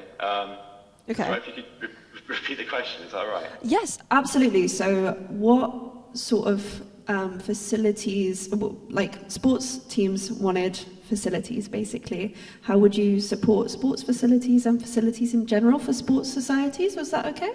Sweet. There we go. Okay, so I'm a part of the American Football Society, big them up, and like there are obviously a lot of problems with the funding that they get in terms of like the equipment that's used. A lot of the equipment that the teams have access to sort of falling apart, and so ultimately, it would be giving more funding to these societies to help them develop their equipment. And also, I think we should get involved with other student union societies and other sort of sports facilities across Bath to make sure that we're in good contact with them, and that ultimately, we can work with them to sort of share spaces, share resources, and I think it'll be all right. Sorry. No, absolutely. Thank you so much, Jack. Thank you. Okay, there we go. Now we'll go to Maddie. Yes, as someone who's also experienced this, our football pitch is completely wonky. So I think it would be a great thing to work on that. I would say like partnerships with, I know we've got some partnerships with Uni of, like I know hockey train there sometimes. So maybe just getting in contact with them and see if we could use any of their fields or, I also know that there's fields in Odd Down, so maybe like getting some sort of partnership in Odd Down would be great. Definitely just push for more funding and then tell people how important it is for people in sports societies, because it's like the best time of the week when you get to train. So just like trying to show how important it is to other students and like why funding would be better. Thank you, Maddie. Thank you. Go for it, Jen. So, unfortunately, I'm going to have to be a bit realistic here. Funding is going to be a difficult thing to acquire for these facilities, so it would definitely need to be looking at a budget plan, seeing where we can move some money around to get that funding for you guys, because if you have cracked facilities, wonky fields, that is going to cause health and safety issues. You guys could injure yourselves, you guys could get ill. That's not something that we want. We want to take care of all of our students. It is just going to be a case of trying to find where we can get that funding from, areas that we can take a little bit from, that we can put into you guys to make sure that your health and safety is priority. At the same time, it's also important to focus on making sure that all societies are balanced. We can't take funding from the smaller societies to make sure that your facilities are good, as much as that is a priority, because then those societies could fall through. So it is going to need to be a little bit of a give and take, a budget plan, and looking at where we can actually get that funding from. As much as I said that, it is going to be a priority as well, because like I said, health and safety is a key issue. So if we can get that funding, absolutely it will be going to you guys. But unfortunately, I don't want to be like, absolutely, yeah, I'll do whatever it takes, because unfortunately that's not going to be realistic. Thank you, Jen. Thank you. Really great answers, guys. Do we have another question on the floor? Go for it. Come on up.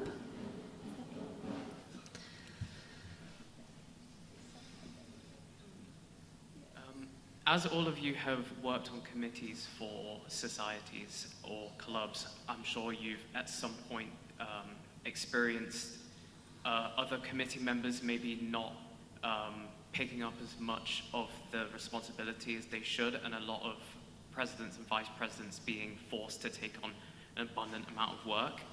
I'm just wondering whether you have any plans or any ideas for how you would give more support to enhance the presidents and vice presidents of those societies and clubs so they aren't taking on as much work. Okay, thank you. That's a really good question. So to paraphrase that question is, how would you support presidents and vice presidents who are a bit overworked in their societies from other committee members not sort of pulling their weight?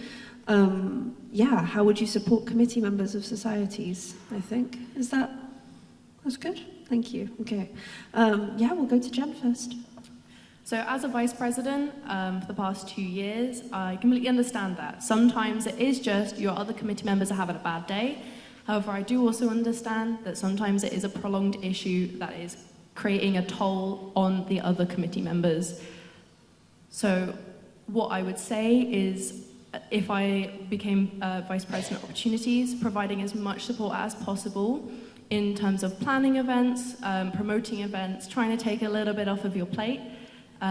However, I would also say that something that I'm very passionate about is ensuring that everyone shares, everyone splits the responsibilities. And if you have spoken to that person and they still do not improve, I would then say that we would have to have like a formal talk with that person, and then we would look at having a re-election for that specific role. Because if it's a prolonged issue that does not improve over time, it is not fair on the rest of your committee and by extension your society, because they will notice when someone is not pulling their weight.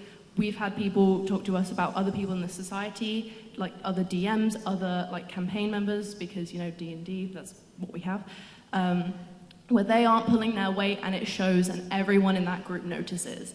And it is heartbreaking to have to talk to those people about that. Unfortunately, that is the reality of what we have to do. So if I was in charge of all the societies, that is a reality of my position. Yeah. It's not something I'm going to enjoy, but it is important that every committee, every society has people willing to put in the effort for them. Absolutely. Thank you, Jan. Thank you. We'll take it to Maddie next, please. Go for it, Maddie. Yeah, go for it, Maddie. That's okay. No worries. Got all the answers.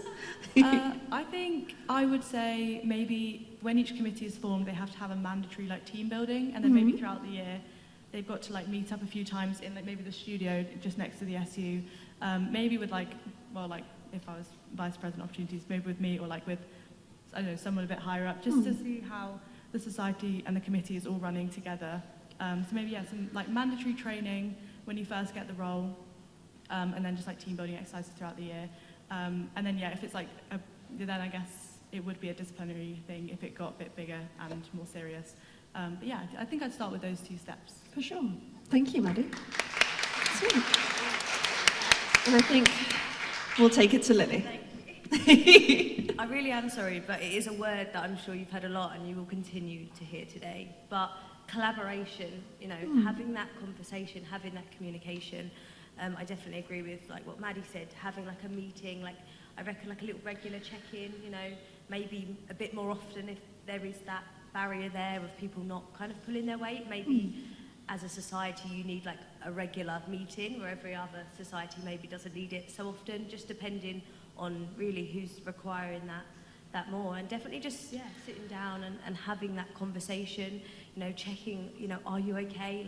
Does this role not suit your purpose anymore? Are you unable to fulfill it correctly? And if so, then maybe the re-election will be the way forward. But yeah, definitely just trying to support you and ensuring that not just one member is carrying the weight, because that's not okay and that's not sustainable whatsoever. So ensure just having that communication, having that conversation, and working collaboratively to work out what's going to be the best move.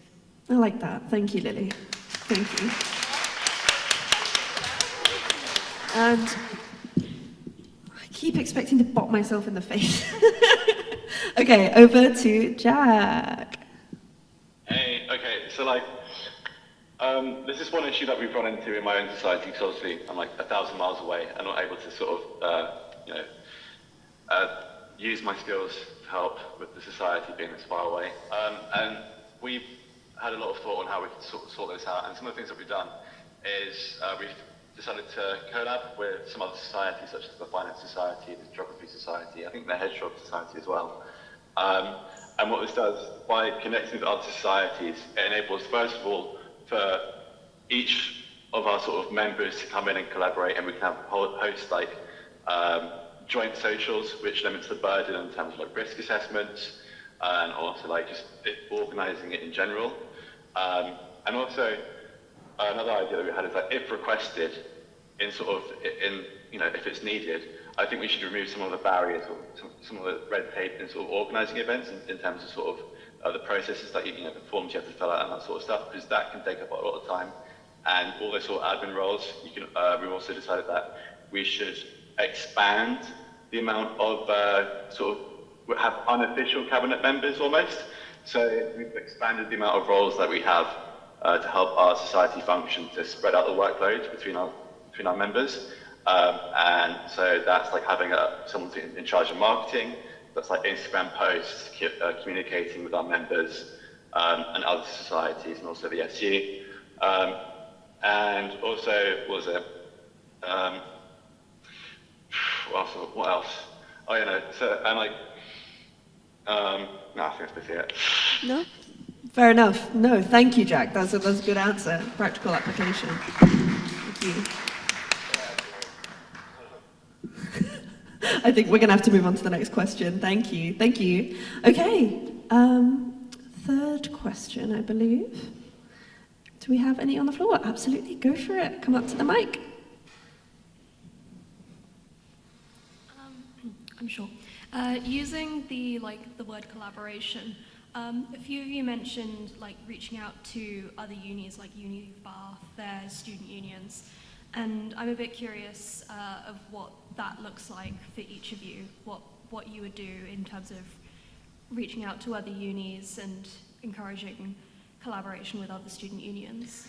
Thank you so much. That's a great question. So what does collaboration between other universities and students' unions look like to you as a Vice President of Opportunities? We'll go to Maddie first. So I would just say getting in contact with unis around Bath and just in the country, and seeing what works well for them and what doesn't work well for them, and then seeing if we can use any of their ideas, or see if that they can use any of our ideas that we have. So I think just collaborating with the unis and seeing what works well, and getting student feedback from their unis and using it in our uni. Thank you. Yeah, absolutely. Thank you. Go for it, Lily. I don't want to sound like Maddie, but definitely having the conversation with their own version of the sabbatical officers. For sure. And seeing what they're doing, what they're putting on at their SU, what's working for them, what's maybe not, and definitely just taking on that feedback. And again, focusing on what students want and finding out what's working and what's not, and definitely from other SUs around the country, looking on the social media, seeing what's working, getting in contact, and again just having that communication and working collaboratively, not just within the university, but just around, and really getting to know what other people are doing, and trying to take a page out their book really, and trying to improve as much as we can. Absolutely. Going forward. Thank you, Lily. Absolutely agree. I think I'm going to take it to Jack next. 2 seconds. Well, there we go. All right. Okay, so our university, the buildings are very old, but in terms of the actual university, I mean, it's officially younger than me. And there's still a lot of things that we have to learn as a university and as a student union to develop our student community, basically. And for me, it will be vital to communicate with other student unions to share ideas on how we can improve our union, basically. So there's going to be things like, how can we reinvent our spaces to become more student-friendly? How can we improve our services? And how can we just develop our societies and the support that we have for our societies and our students to create a more a better, enhanced, and diverse and inclusive student community? Brilliant. Thank you, Jack. For sure. And we'll take it to Jen lastly. So I know that there are a lot of societies across the board in every single uni, but I also know that there are some societies that other unis have that we don't, either just due to the societies not existing in our uni, not existing in their uni, or the community not putting forward that society. So it would always be interesting to work with the societies that we don't have at this uni. I know for a fact that the uni of has a Tamil society, which I don't believe we have here. That would Tamil? be, yeah, so Sri Lankan. Ah, sick. Okay. Yes. And other communities. I apologise if I'm wrong. Okay. My friend who runs it is Sri Lankan, hence why I'm saying that. So it would be interesting to collaborate with them and celebrate their culture and bring other students from other universities here to celebrate cultures that they may not have as societies here as well. Sharing successes and failures with other universities, seeing what they've done right, what they've done wrong, what has worked, what hasn't worked, is also important to running good events across every single university and making sure that students who are really struggling right now get the best out of uni that they can. Thank you. Fantastic answer. Cheers. Thank you, guys. Okay. You've all been fabulous. Now we'll open the stage for a closing speech. Go for it, Maddie. Thank you all for being here. And yeah, I'm really excited about the prospect of this role. I've represented Belspar for 3 years and I would love to do it for another year. I feel very proud of this university and I feel like it's really brought me out of my shell from first year to now. Yeah, and I would just love to get the job. It'd be great. So sweet. Thank you, Maddie. Go for it, Lily. Again, thank you all so much for coming and thank you for your wonderful questions and your patience while we all go through this and the technical difficulties. But I just really hope you consider me for your future VP of Opportunities. I truly just want to support and provide students with the best opportunities and outcomes while at university. I hope to achieve through my dedication to the role and by being present and advocating for students. I hope to create a community for you all to be a part of. Thank you so much, and I just really appreciate your time. Thank you. Sweet. Go for it. Yeah, go for it, Jeb. It's really important to have that community, and everyone here is extremely wonderful, and I know that we've all got a lot of the same goals in mind, so whoever gets it is kind of whatever I want is going to happen anyway a little bit. But I think it's also really important to say that if you are leaning towards any single one of us, to at least read the manifestos of everyone else. If you're just looking at me and you're going, I want to vote for the goth, please look at everyone else's manifestos. I know I have a certain type of appeal, I'm sorry. But read through everyone, give everyone a fair shot, and don't just kind of narrow in on who you want. Even if that's me, please. These guys are amazing, so give them a shot as well. First, thank you. And we'll take it to Jack. 2 seconds. I've not bopped myself in the face. I'm so proud. Okay, so I made sure that during my time at university that I learned how the SU functions. I've been able to identify its successes, potential and problems.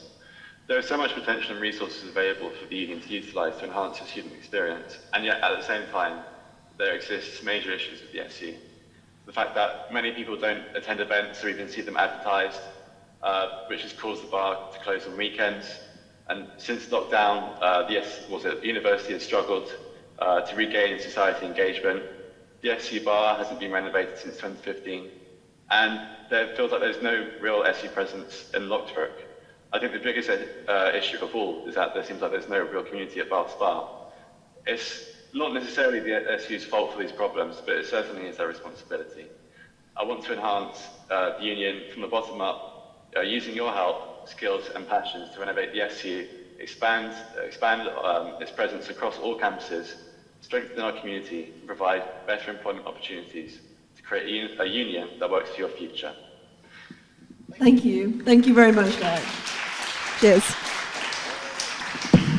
Right. Thank you, everybody. Jack says yay. So we'll thank you to our veterans and opportunities, and now please welcome our student union president candidate. Thank you, Jack. We'll say goodbye. Thank you. Cheers. Bye-bye. Bye-bye.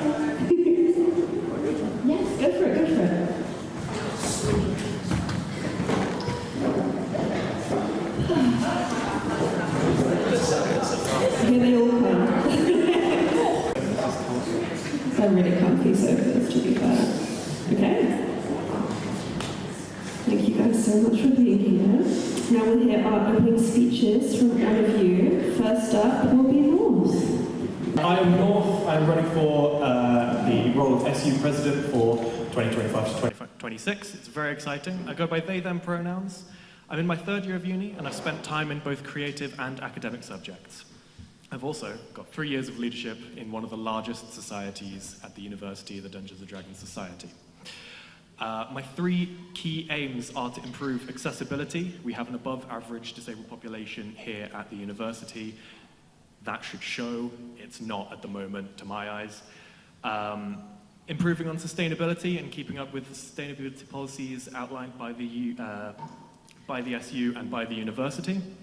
And also to tackle the cost of living crisis, because I think we all know it's pretty lethal. If you want a leader who fights for every student, there's only one way to vote North. Thank you. Fantastic. Go for it, Millie. Thank you. Hello, everybody. My name is Millie, and again, I am running for your Student Union President. I have run for this because I really want to nurture the vibrant community that, as students, we've all created at Bath University. Part of my campaign is raising awareness for those with hidden disabilities, as well as raising awareness for those who have experienced sexual harassment. I know so many people that have experienced both sexual harassment and discrimination because of simply just who they are, and it's something that needs to change dramatically. As well as this, and I think I speak for a lot of students when I say this, I like getting to places on time. So I think that something needs to be done about the buses to and from uni. I really want to create a stress-free environment when it comes to, getting here. As well as that, I have forgotten my last point because I am nervous, but that is okay because we are a loving community here at Bath Spa. Thank you. Normalise it. Thanks, Millie. Thank you. Go for it, Amelia. Hello everyone, my name is Amelia. I go by she, her pronouns. I'm currently a third year creative computing student. I'm also a student community leader for the School of Design. I'm the current president of the Cosplay Society, and I was one of the initial 3 members of the society back when it started and ran as the social media manager for the first 2 years. I used to be a student brand ambassador for Adobe, and I'm now a campus life ambassador working closely with the Adobe branch of Bath Spa. And I just wanted to talk a little bit about what my values are as president. I would really want to focus on sustainability within the university. One big statistic that I saw recently was that Bath Spa has dropped within the People and Planet league tables by 30 places in the last year. We used to be 17th in the UK, and now we are 47th in terms of sustainability for both environmental and social justice, which as president I would really want to work on bringing us back up. We used to be such a pillar of leadership within the UK, and I think recently, for whatever reasons, we've lost our touch a little bit, and I really want to improve on that. As was mentioned before, obviously no one likes the buses right now. The cost of them, how consistent and reliable they are, the amount of times I can imagine you've all finally gained the energy to go to your 9 a.m. lecture just to have to wait ungodly amounts for a bus to show up, if it even shows up, watching ones go by either completely full or cancelled or just out of order entirely, and if you finally get onto one, you'll be crammed in there like sardines. Literally yesterday, I was still on a bus that I got on from campus at 7 p.m. and there were 60 people on the bus, which isn't great. It's not very nice to have to experience that. It can make a lot of people who struggle with claustrophobia and just anything in general very uncomfortable, and it's also led to an increase in cars on campus, which obviously is not very sustainable, and there's also been a rise in fines from people driving in as well, which isn't great.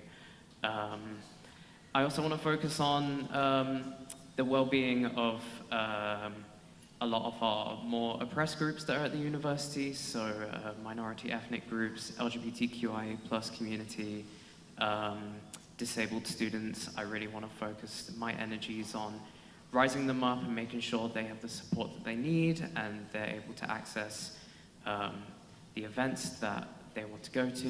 And yeah, just in general, I'm happy to be here. Absolutely. Thank you very much. Cheers. And we'll go to Joe next. So sorry about the wire. Thank you. I hope that's okay. Yeah, hi, I'm Joe Wilson. I'm running for SU President this year. I'm the current president of the American football team at the uni, and I'm a third-year film and TV production student. I think if I was to be elected, I'm here to really develop and grow the uni. I'm here to work with the university themselves, obviously bring them closer together, just work on expanding the SU's reach within this uni. There's 17,000 students here at the university. I feel like not a lot of them are always at the SU. They're not always aware of what the SU does. So I really want to work on developing that relationship with all the students. Also, just making sure that everything we do is for everyone. Equality and accessibility for everyone is going to be a really big thing we're going to work on. I know Jazz has done a really great job at starting to work on that the past 3 years, and I want to really expand on that. And yeah, just make sure that the SU is for everyone. Thank you, Joe. And last but not least, Anya. Hi everyone, I'm Anya. For the last few years here at uni, I've been a consistent course rep. I'm actually now the student academic rep, completely lost it. Student community leader. Da, da, da. I should know my own job title, shouldn't That's I? okay. For the School of Writing, Publishing, Humanities. I'm also the president of the Creative Writing Society, or Writers Block, as we rebranded, and I keep forgetting. If I were elected, I would want to focus on fostering more connections, uni-wide, between students, lecturers, the SU in general, and also in Bath itself. I think it's a city that is perfect for students because there are so many universities in it, and I feel that people don't take advantage of the fact that it is a student city. But I think, as everyone said, communication is key and engagement is a consistent issue, and a part of boosting that, I think, is working hard and listening to what people want. Fab. Thank you so much. Fabulous. Well done, everybody. This one's different because it's my role. Feeling very grateful for everybody to be here, obviously. The first question is, the President is the lead student representative on important university committees, such as the Board of Governors and the Finance and Infrastructure Committee, and chairs the Students' Union's Board of Trustees.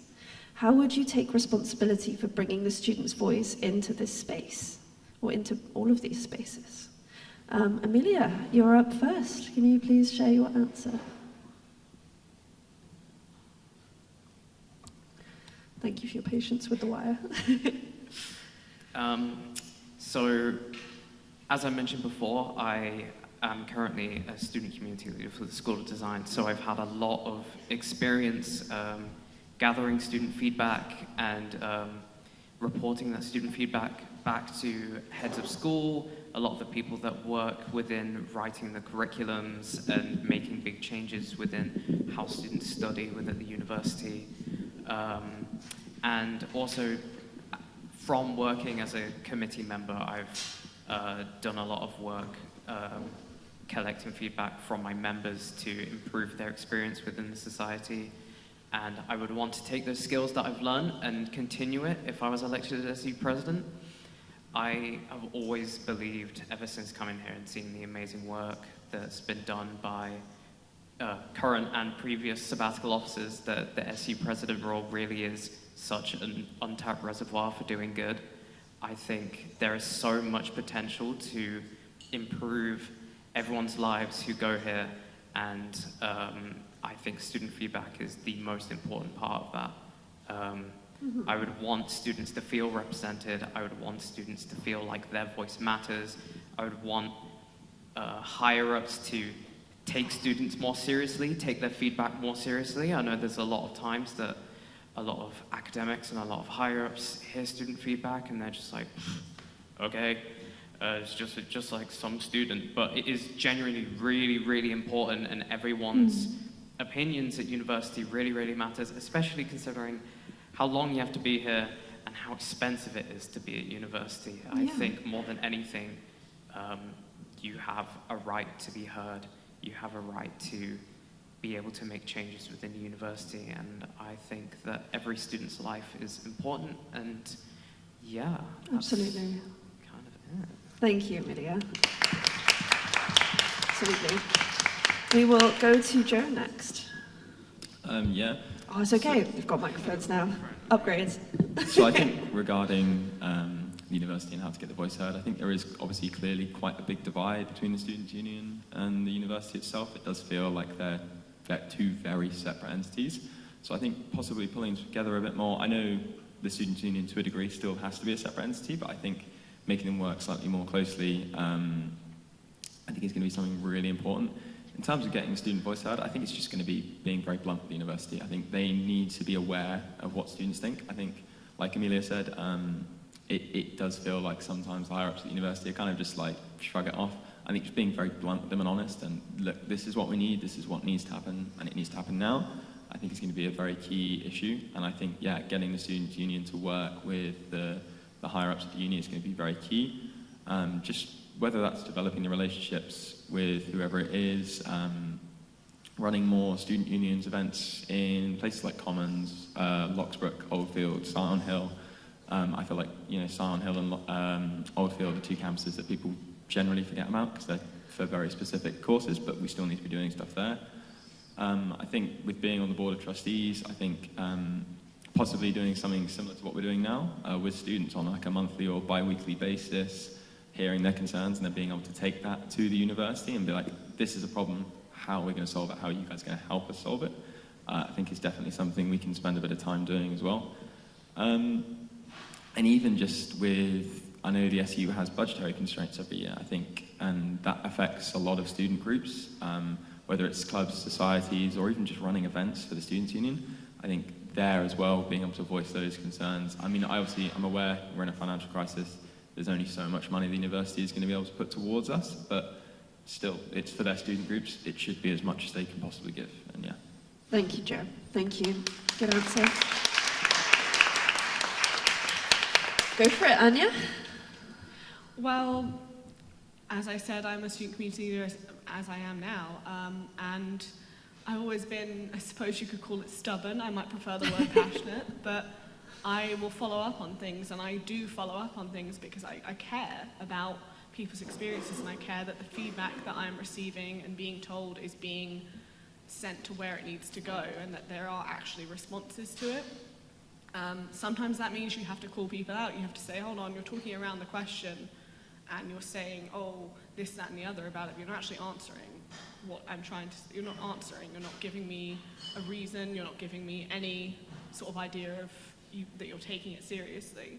And sometimes that does mean you have to sit there and workshop it with people. So you have to sit with lecturers or with a team, with a committee, and go, okay, this is the idea we have. This is what people want. How can we make that work? And sometimes that means you go, okay, let's try and just have casual chats with people to gather feedback. And sometimes that's, okay, let's do something completely wild. Let's throw a ball and make it a masquerade ball and say, hey, let's all have a good time for charity, and it can bring so many people together. But the most important part of bringing those people together is the feedback, so you know how to bring people together and what they want out of it. Absolutely. Thank you, Anya. Fantastic. Now we will go to Lily. So for me, I think that it's very much about the integration between the student voice, the university and the SU. I think, I've been so lucky that I've been able to get a job here at the bar, and now I'm a supervisor here, and I've really been able to foster and nurture a relationship with so many students that come in here. So I've really been able to listen to, their worries, how they want to be represented, and that's absolutely lovely. And I feel like that can really be brought to the Board of Trustees. And I really feel like it could also be brought to the university in general. I think that, again, similar to what Joe said, it's really important to nurture the relationship between the SU and the university. And I think that it's a case of really coming together to form ideas as a whole. I think that, again, there's been a lot of segregation between the SU and the university. And I really want to see the two come together. I think that in terms of, you know, nurturing relationships, again, it comes up to people thinking they're higher up and things like that. And, you know, personally for me, if I meet someone, I put you all on the same pedestal, you know? So I really want to nurture that and focus on that a lot, yeah. Thank you, Millie. That's fantastic. Cheers. And lastly, North. I think the most important thing about this question is to remember that the Students' Union is a union. We are all, and Jazz and the Sabbatical Officers are here to fight for you, the students. And I've been doing that since first year, and I'd like to continue doing it for another year, if you don't mind. I sat with Jazz and our previous SU president, Marianne, as we honestly grilled Jacob Rees-Mogg. And when he refused to answer a question, I called him out on it. That is the energy I will bring to this role if elected. I am so passionate about student voice, and in order to take responsibility for being trusted with that student voice, one, I'm going to leave my manifesto up if elected for posterity, so you can call me out if I'm not representing you, because that is what this is all about when we get down to it, and that is what the question, to me, means. Thank you. Fantastic. Yeah, very valid. Thank you all. You're doing so fab. Okay, that is everybody, isn't it? Stunning. Second question is, what is the biggest issue facing Bad Spa students right now, and how would you try to address it? The one biggest issue. I know that's reductive, but it's a bit of fun. Go for it. Anya first, please. I'm sure everyone is going to say buses. Yeah, absolutely. And that's definitely on there, but I actually think the bigger issue is engaging with each other and the connections that we have. We aren't as connected as we used to be as a uni, and I think that's such a shame because in all my time here, certainly in first and second year, I may have been away a year for placement, but in first and second year I did feel like we had a much more together community, and it's such a shame that we've lost that because I think it was one of the most wonderful things about us. It didn't feel like you couldn't go and say to someone, I'm really struggling with this, or I can't wrap my head around this, or this doesn't seem to be working for me in class. And now I feel like there are a lot more barriers in place than there once were. And I think a part of the way you can address that is, obviously you guys are already having stands sort of in more frequented areas, like the Commons Atrium. I think that works immensely well. And I think continuing that is the key, being an approachable figure, being someone who's visible and is actively present, even if it's by popping along to a society event or some kind of academic feedback event, just for 10 minutes, just to show your face, just speak to a few people and just be someone who's not so much a figurehead, but a person. Absolutely. Thank you, Anya. We'll go to North next, please.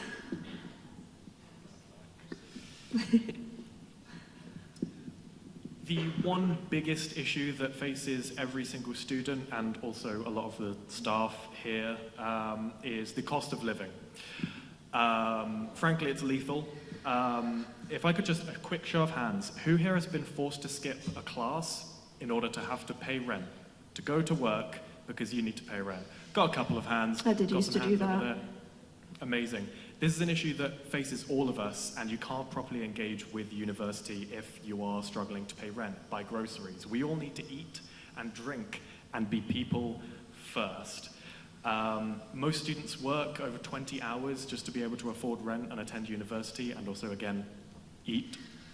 The buses certainly don't help. They come under the cost of living crisis because, again, it messes with your attendance. That gets knocked onto your marks. You're not getting the full student experience if you're dying to pay rent. I want to widen access to hardship funds by taking another look at some controversial university investments and maybe hoping to use some of that money for students rather than for business purposes. I want to widen knowledge about tax laws, which is a really fun topic, trust me.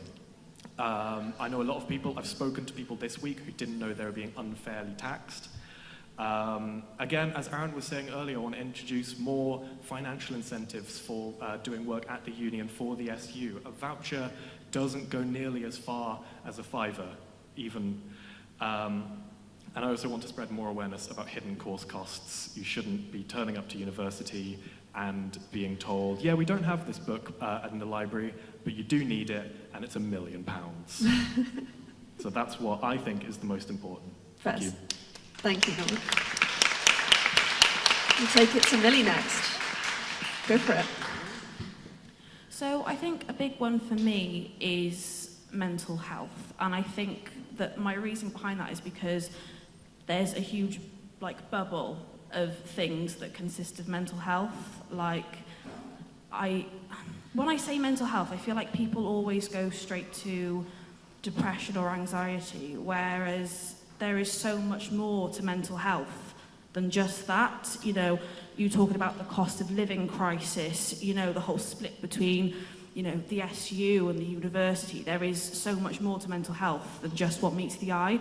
You know, I hate the whole, you know, boys don't cry thing. I'd love to raise awareness to that. You know, big part of my campaign is raising awareness for sexual harassment, and I would really like to set up a student-led group that, you know, takes people and speaks to them and shares their stories. That is something huge for me. Not only that, but people that are neurodiverse, people part of the LGBT community, they face so much discrimination every day, and to me, I'm sorry, it is sickening. And it all comes under mental health. And I think as human beings, it's part of our genetics to have lapse in our mental health. To not, you know, wake up on Monday and think, oh, do you know what? I am feeling like crap today. And then waking up on Tuesday thinking, oh, do you know what? Actually, what was I thinking about? And I really want to continue to push this feeling of mental health as someone, you know, that has gone through it myself, as someone who knows other people that have gone through it. It's something that I really want to foster in this community that I am so incredibly passionate about, because there is just so much to mental health than meets the eye, really. Thank you. Thank you, Millie. Absolutely.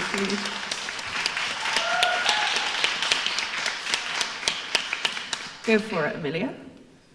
So I don't want to sound like a bit of a stock record, but I do think that the biggest issue that faces not only students, but kind of everyone across the country right now is the cost of living crisis.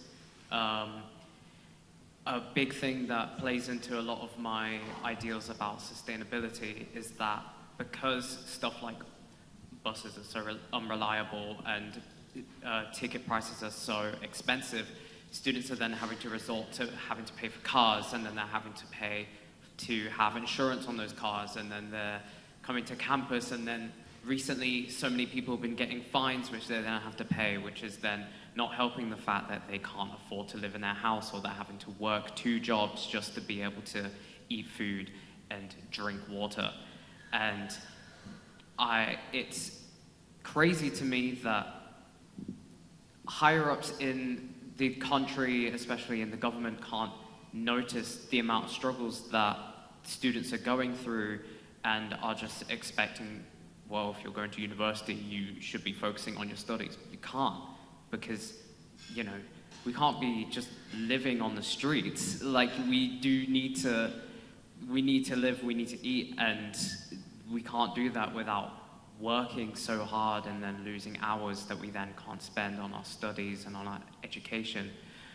Students aren't able to access a lot of activities. They're not able to access things that go off campus or any kind of extracurricular stuff. The amount of feedback I've heard within different schools is that a lot of students are not being reimbursed for a lot of the things that their subjects are forcing them to do. I live with someone who does architecture as a subject, and they're having to miss out on a lot of opportunities because they can't afford to do the field trips that they have to go on, or they Yeah. can't afford to do a lot of the things that would really enhance their experience at university, their experiences in life in general.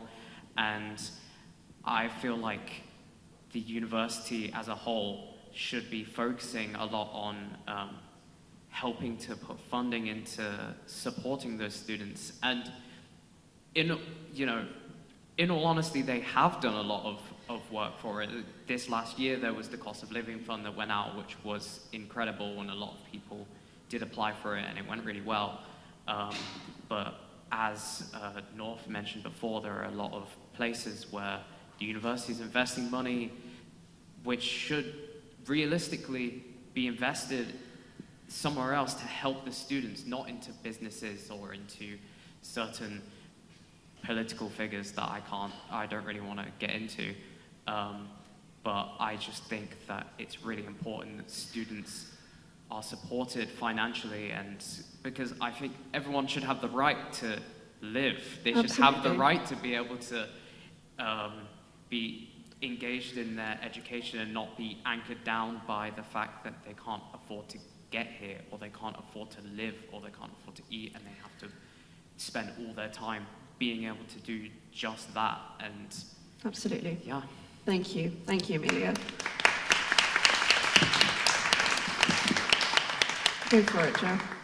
Yeah, I wouldn't necessarily immediately say there's one thing, because I think there's so many different things that are just such a problem. Yeah, cost of living is definitely probably in the top three.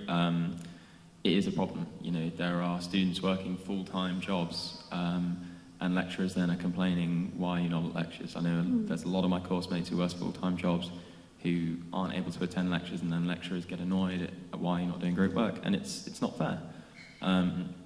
I think, like Amelia said again, the student access fund and like giving that money, I think that's going to be a big thing going into the couple of next years. Being able to help students with that financial aid is really going to make the difference. I think also just working on events at the Students' Union, maybe talking about teaching students how to budget correctly. I think that's not necessarily something that's talked about enough. Teaching students how you're going to take a monthly paycheck or student finance and split that up correctly. Yeah, rent is also a massive problem. It is pretty high in Bath compared to a lot of cities like Manchester or Birmingham, for example. Like you go there and it's half of what people would pay here. I think, mental health as well. That's a massive problem.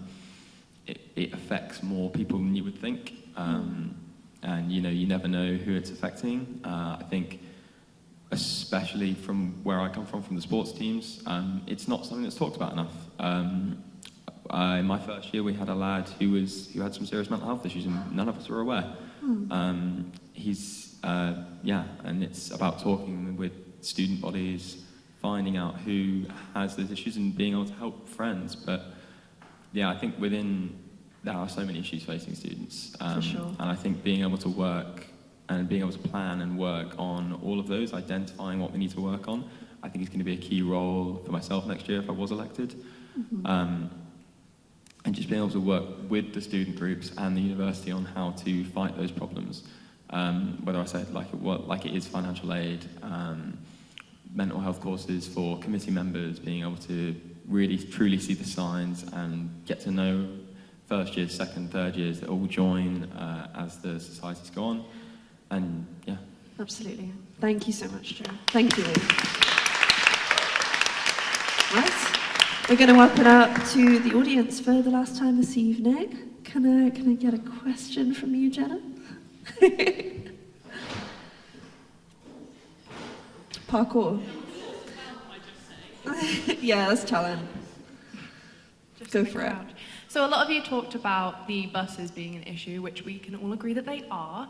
And some of you also talked about how people are getting parking fines. So what would you do to actually reduce that for people who are driving in and parking, like me, or people who are getting buses that I know that a lot of students have to do? Absolutely. That's a really good question. One of the Students' Union President's key responsibilities is transport, and that's encompassed in buses and parking. So how would you improve the situation in the way that Jenna described via parking fines and the bus situation? Joe, go for it. Yeah, so I wasn't really aware of this issue till last year. My partner, she drives a lot into uni. I'm amazed at the fines. I think they're ridiculous. I think that is going to be a big one, working with the uni and just removing them outright. Like, obviously, yeah, lecturers and staff, they need to park. Like, I fully appreciate that, but there are thousands of more students than there are staff members. I think with the buses, you know, we need to be direct with First Bus. We need to really just get at them. Why is this happening? I know the double-decker situation. I know I can understand why that was removed. There was a pretty bad crash, but maybe it's time to start talking about that. Why are we not getting double-decker buses anymore? Why are we, you know, not able to fit more students on? You know, we are now, you know, rivaling Uni of Bath in terms of population. You know, we're a big uni now.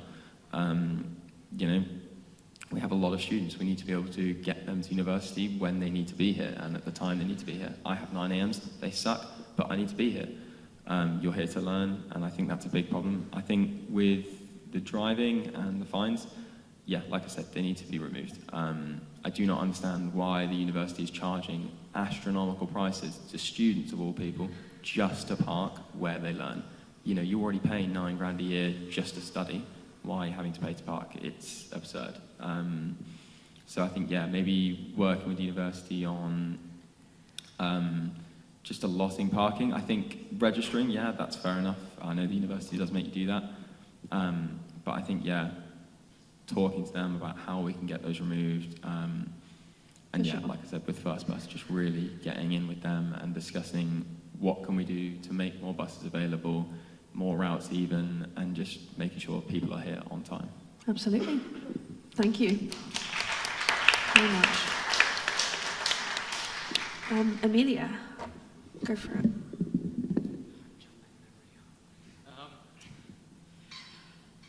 I think when it comes to fines, it is incredibly disappointing the amount that students are forced to pay when it comes to fines. A theory I've heard, I'm not going to say this is true or not, is a lot of the fines and a lot of the higher paid parking is used as a car deterrent. The only issue is we don't have any alternative to get here, at least not a reliable alternative. And we shouldn't be expected to have to put up with these fines just because people are having to resort to driving here because our transport is so bad. As if I got elected as SE president, I would really want to go into really serious conversations with the university, with the higher-ups of the university, and with the grounds team that are dealing with the parking and dealing with the relations with whichever company does the parking. Sorry, I don't drive, so I'm not 100% sure what the parking is through, but I know that it is a very serious conversation that really needs to be had, and there are so many student voices that are getting muted because they're just not getting raised up, and I would really want to raise up the student voice and make everyone be heard by the higher-ups and be like, hey, this isn't on. We shouldn't have to be paying these fines, especially in a time when no one can afford to be paying these fines anyway. I feel like it's so unfair that there is so much parking on campus that is restricted to paid only. I don't think it's right. I don't think it's fair on the students here. And I think in general it's a massive conversation that needs to be had with the university that I would really want to bring up as a major priority. For sure. But also the focusing on the buses and continuing the hard work that you and the rest of the SU has put into communicating with First Bus to be like, hey, you know, our numbers are growing to the size that Uni of Bath has, yet they have, what, like 4 bus routes, and we have 1 that only sometimes shows up. There isn't proper transport to get to Scion Hill for a lot of students. You have to take multiple links to get there. And so many things like that just aren't right. Students shouldn't have to pay so much money for tickets. Students shouldn't have to be reaping these like fines just because they're trying to get to their lectures on time.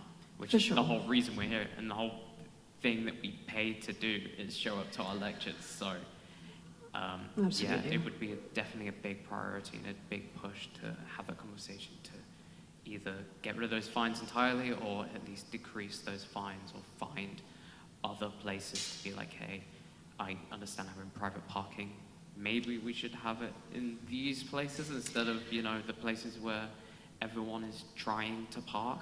Thanks, Like, Amelia. Yeah, like outside of Absolutely. commons and stuff. Completely agree. Thank you. Very good. Okay, we'll move on to Anya, please. Well, from what I understand, the transport issues seem to be something of a legacy passed down between presidents. For sure.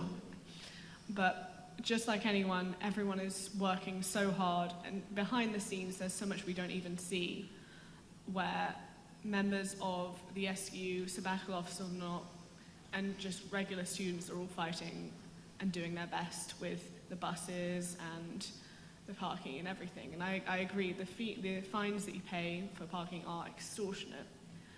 And honestly, I think that the pass to park here is crazy money as well.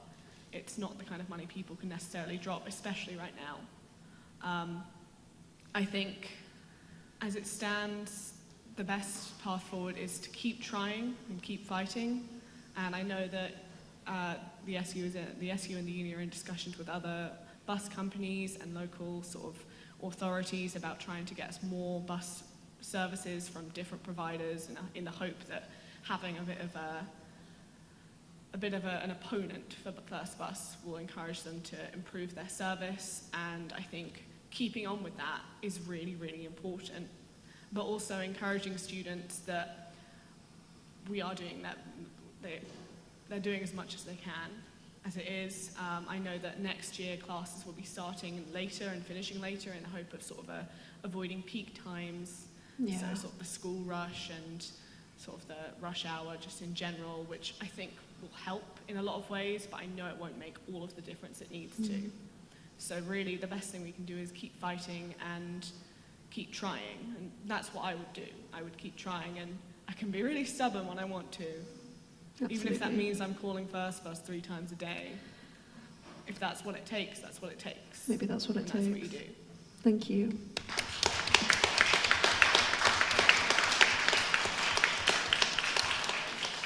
We'll go to Millie.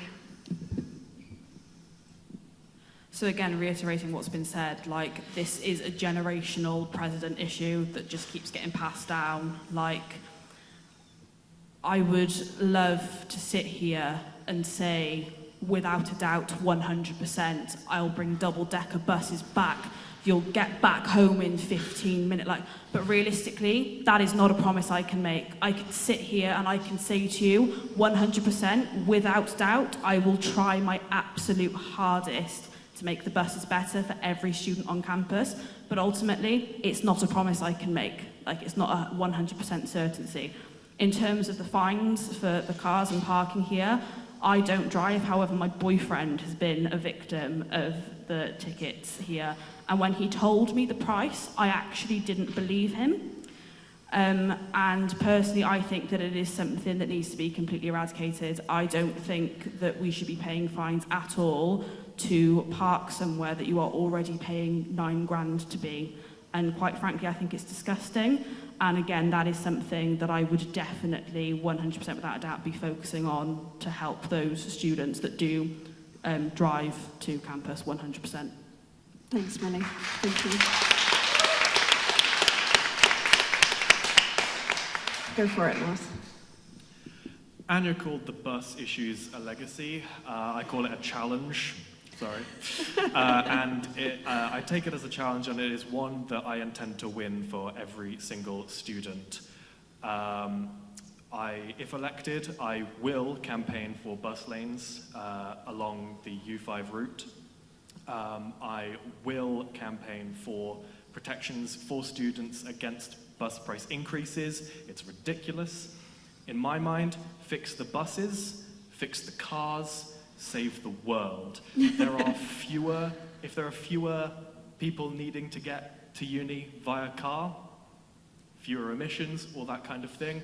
I would love to, let's fix the buses. I would love to campaign for phasing out of parking fines and parking tickets, potentially in a sustainability forward way by sort of introducing a sort of mimicking the ULEZ, like E5 fuel cars being waived for those fees first as we progress towards being a greener university. We want to get back up in those leaderboards. But if those things don't fix it, if elected, I will petition the university to support a student strike of first bus, moving to online lectures for a week, a month, however long it takes.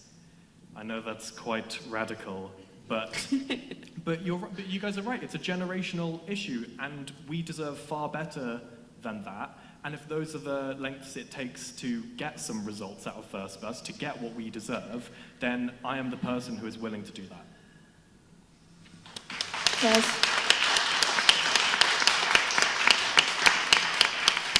Thank you.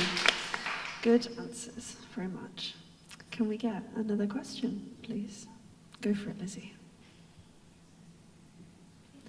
Thank you all so much for sticking around, by the way. Really appreciate this. So there's always been a bit of a divide between Newton Park and the other campuses like Locksbrook and Oldfield Park. There's not many people up at Sion anymore. There's only the PGCE and the Emerge residency, but it's still a pain to get to, as I can attest on my placement year. But anyway, so I've been here 3 years, and the divide has always been here, no matter kind of like what has been done to try and bridge it, because there's not space for anything to really happen at Locksborough, like, I don't know, quiet space or anything like that. But that's a different story. What would you do if elected to try and bridge the gap between the SU on this campus and having a presence elsewhere? Thank you, really good question. So how would you bridge the gap between our Students' Union presence at Newton Park, and how would you reach out to other campuses? Can we please go to Millie first? Can I firstly start by saying that I love that question? Honestly, and I will be honest with you, it's not something I can honestly say that I have 100% thought about, but I thank you for bringing it to my attention. I think that definitely there are more events that need to be held at each individual campus as a whole, because, I know that here there's drama, there's psychology and things like that here, but over at Locksbrook, for example, there's loads of artistic people, loads of art over there. My friend, and she does loads of art over at Locksbrook, and I know Oldfield Park, there's all like the set designing and build. It's all so creative and lovely, and I would really like to maybe find a way to show the talents of each individual campus site that we have around Bath, and I would really like to showcase that somehow. Again, because it hasn't been something that I've really thought of yet, I couldn't exactly tell you how, but thank you for bringing that to my attention, because that is something that I do find really interesting and would really like to learn more about, actually, so thank you for that. Absolutely. Love the honesty. Thank you, Millie. So next we're going to go to North. Hello again. As Millie was saying, that's a fantastic question. I'm on the OMO Intro to Teaching course, and I was talking to my lecturer the other day, who's got to travel between Newton Park and Sion Hill, and also get home, and it's a real pain. It's a real issue that affects a lot of students. Similarly with Locksbrook, it's crazy to me that we don't have more of an SU presence there. It is as close to in the middle of all of the campuses that are in Bath, and for some reason it's not the hub that it should be. I think that would be a real priority if elected, working with the elected VP opportunities to really make Locksbrook a hub and to make Sion Hill more accessible, because the accessibility issues with Newton Park don't stop here. Campaigning for potentially a shuttle bus, or talking to students and opening a student forum would be my go-to to talk to students about what would benefit them, what would benefit you, because that's what the student union's about. It's not just we're all set up here going, here's an idea. No, what would help you? And so it's a really fantastic question. Thank you. Thank you for that answer. We're going to pass it over to Joe.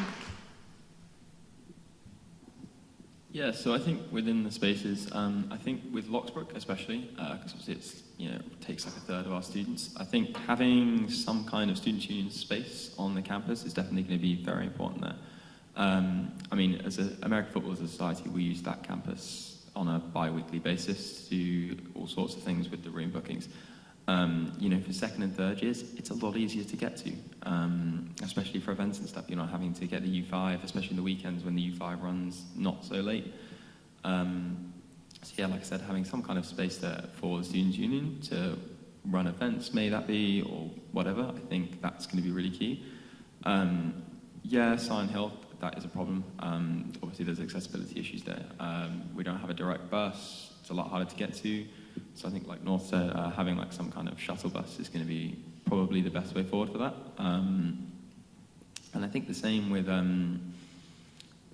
other one that I've completely forgotten the name of.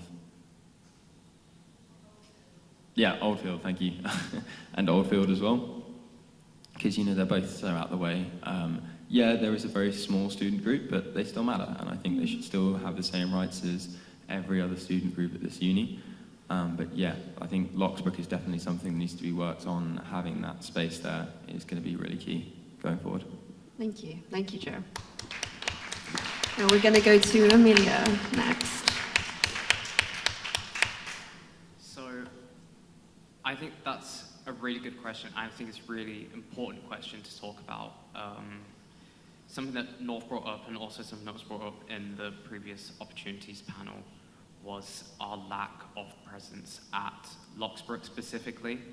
And I've always found it really surprising how little presence the SU has at Locksbrook, mostly because for a lot of students that are living off campus once they get to their second, third postgrad years, Locksbrook is within the center of a lot of those really big blocks of accommodation. And with the issues with transport to campus, I'm very surprised that the SU hasn't really pushed to give themselves a little bit of a base of operations within Locksbrook itself. So as president, that's something I would really want to focus on, something I really want to push. I'd really want to have a section of Locksbrook that, even if we just have an advice center or just like a little mini SU reception or corner, I think it's really important that the students that aren't traveling all the way to Newton Park will have access to those SU resources, and being able to hold more SU events within Locksbrook is an incredibly important thing. I know this year I've definitely seen an increase in SU events being held there, but they're still a lot smaller than what happens here, a lot less frequent. And I do understand why. We've obviously got the SU building up here, and this is where the SU is mainly based, but I think it would be really, really integral to the future of the Students' Union and the future of the university to have that SU presence at Locksbrook. In the same regard, you mentioned that Sion Hill is obviously a lot smaller. There are a lot less courses, but I think that and Oldfield are just as important as anywhere else. Obviously, having a base of operations there is a lot less realistic as opposed to having it at Locksbrook, but I still think it is something we should definitely look into, and I think it's especially something, sorry, going back, I think we definitely should host more events within those campuses, even if they're smaller scale. Absolutely. I think it's really important that those students get access to the SU and the SU resources and the SU staff, and being able to talk to them rather than just knowing them as this, like, basically just this online social media presence that they'll never interact with because they never come to Newton Park. For sure. Okay. Thank you. Yeah. Thank you. Absolutely. I'm so sorry. I want to listen to everything that everybody has to say, but I'm so aware of the time. Can we have Anya, please? Well, I think everyone's said a lot already. There's not a lot to add, but I agree with everyone's points. It's definitely a challenge, to use your word, North, but it's one that can be faced, and part of that is, as I've said at the beginning, building a community and trying to increase engagement. And one way we could do that is, just like the ESU are doing here, I mean, in Commons they have stands up every now and again, they have stands up, and that, it doesn't seem like a lot, but it can make a huge difference. Suddenly it's more than just, oh, we're online, it's an actual physical presence, it's putting a face to a name, it's being more than just an automated response when you email them. It's being something approachable and something that you feel that you can go, actually, I do want to know about this, or I'm interested in that, or I'm worried about this, and being able to physically go and speak to people. There's of course a value in being able to reach out digitally and online and everything, but there's nothing quite like face-to-face to reassure people. For sure. Thank you, Anya. Brilliant answers, everybody. Okay, we're on to the last question, I believe. Does anybody have anything to ask our president candidates? Absolutely. On behalf. Parkour Part 2. In 3 sentences or less, can you describe your main aims? I love that format. Thank you so much. In 3 sentences or less, please describe your aims. And it happens to be North first. I'll count. Better buses, stronger sustainability, wider accessibility. Stun. Millie. Stronger community, vibrant community, together community. Oh, cute. Go for it, Amelia.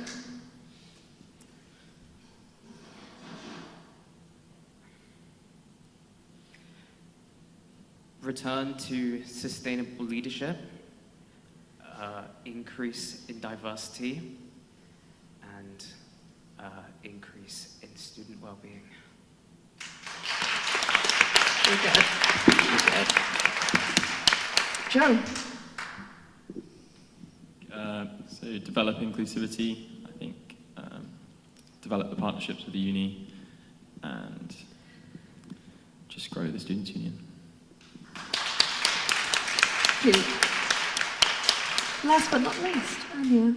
Grow and strengthen our community across our university and our local area, which will lead to people being more comfortable and there being more support available. I can tell you do creative writing. I try. Showing people that that support is available, whether that's being face-to-face or in person, just being a physical presence that is addressing things very clearly. Mm-hmm. And just continuing the good work that's already started. There's so much already going on that people don't seem to know about, so making sure that continues. Thanks. Thanks, Anya.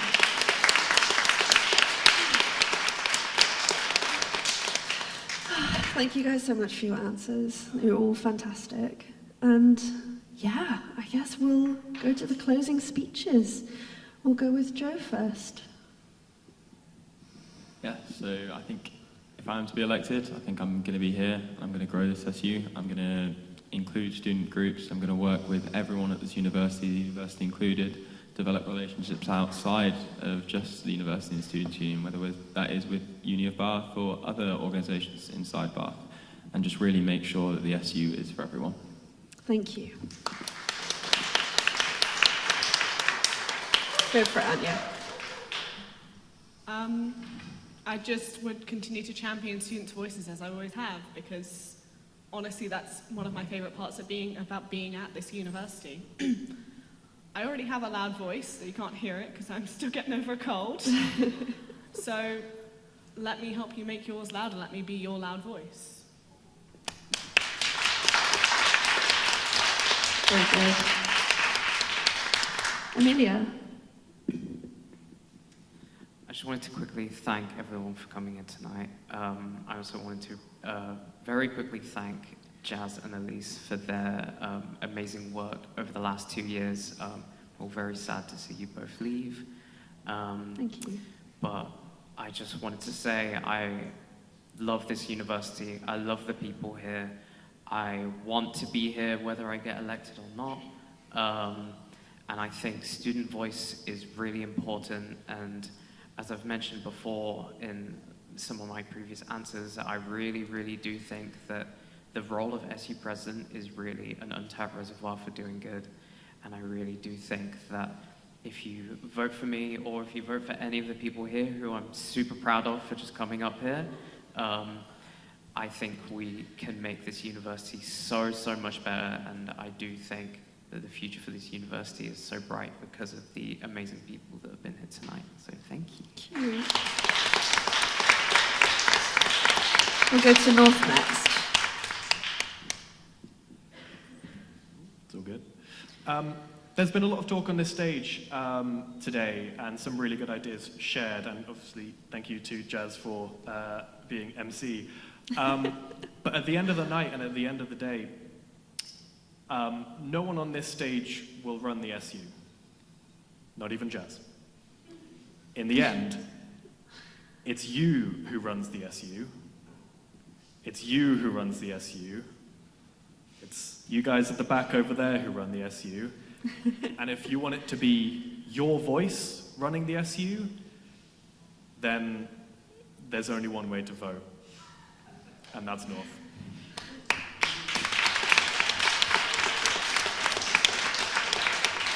Last but not least, go for it, Melly. It is important to be unapologetically yourself. And it is your vote, it is your voice, it is your opinion, it is your SU. And I think that the power is entirely in your hands. And I have so much respect for each individual student at this university. So sweet. Thank you.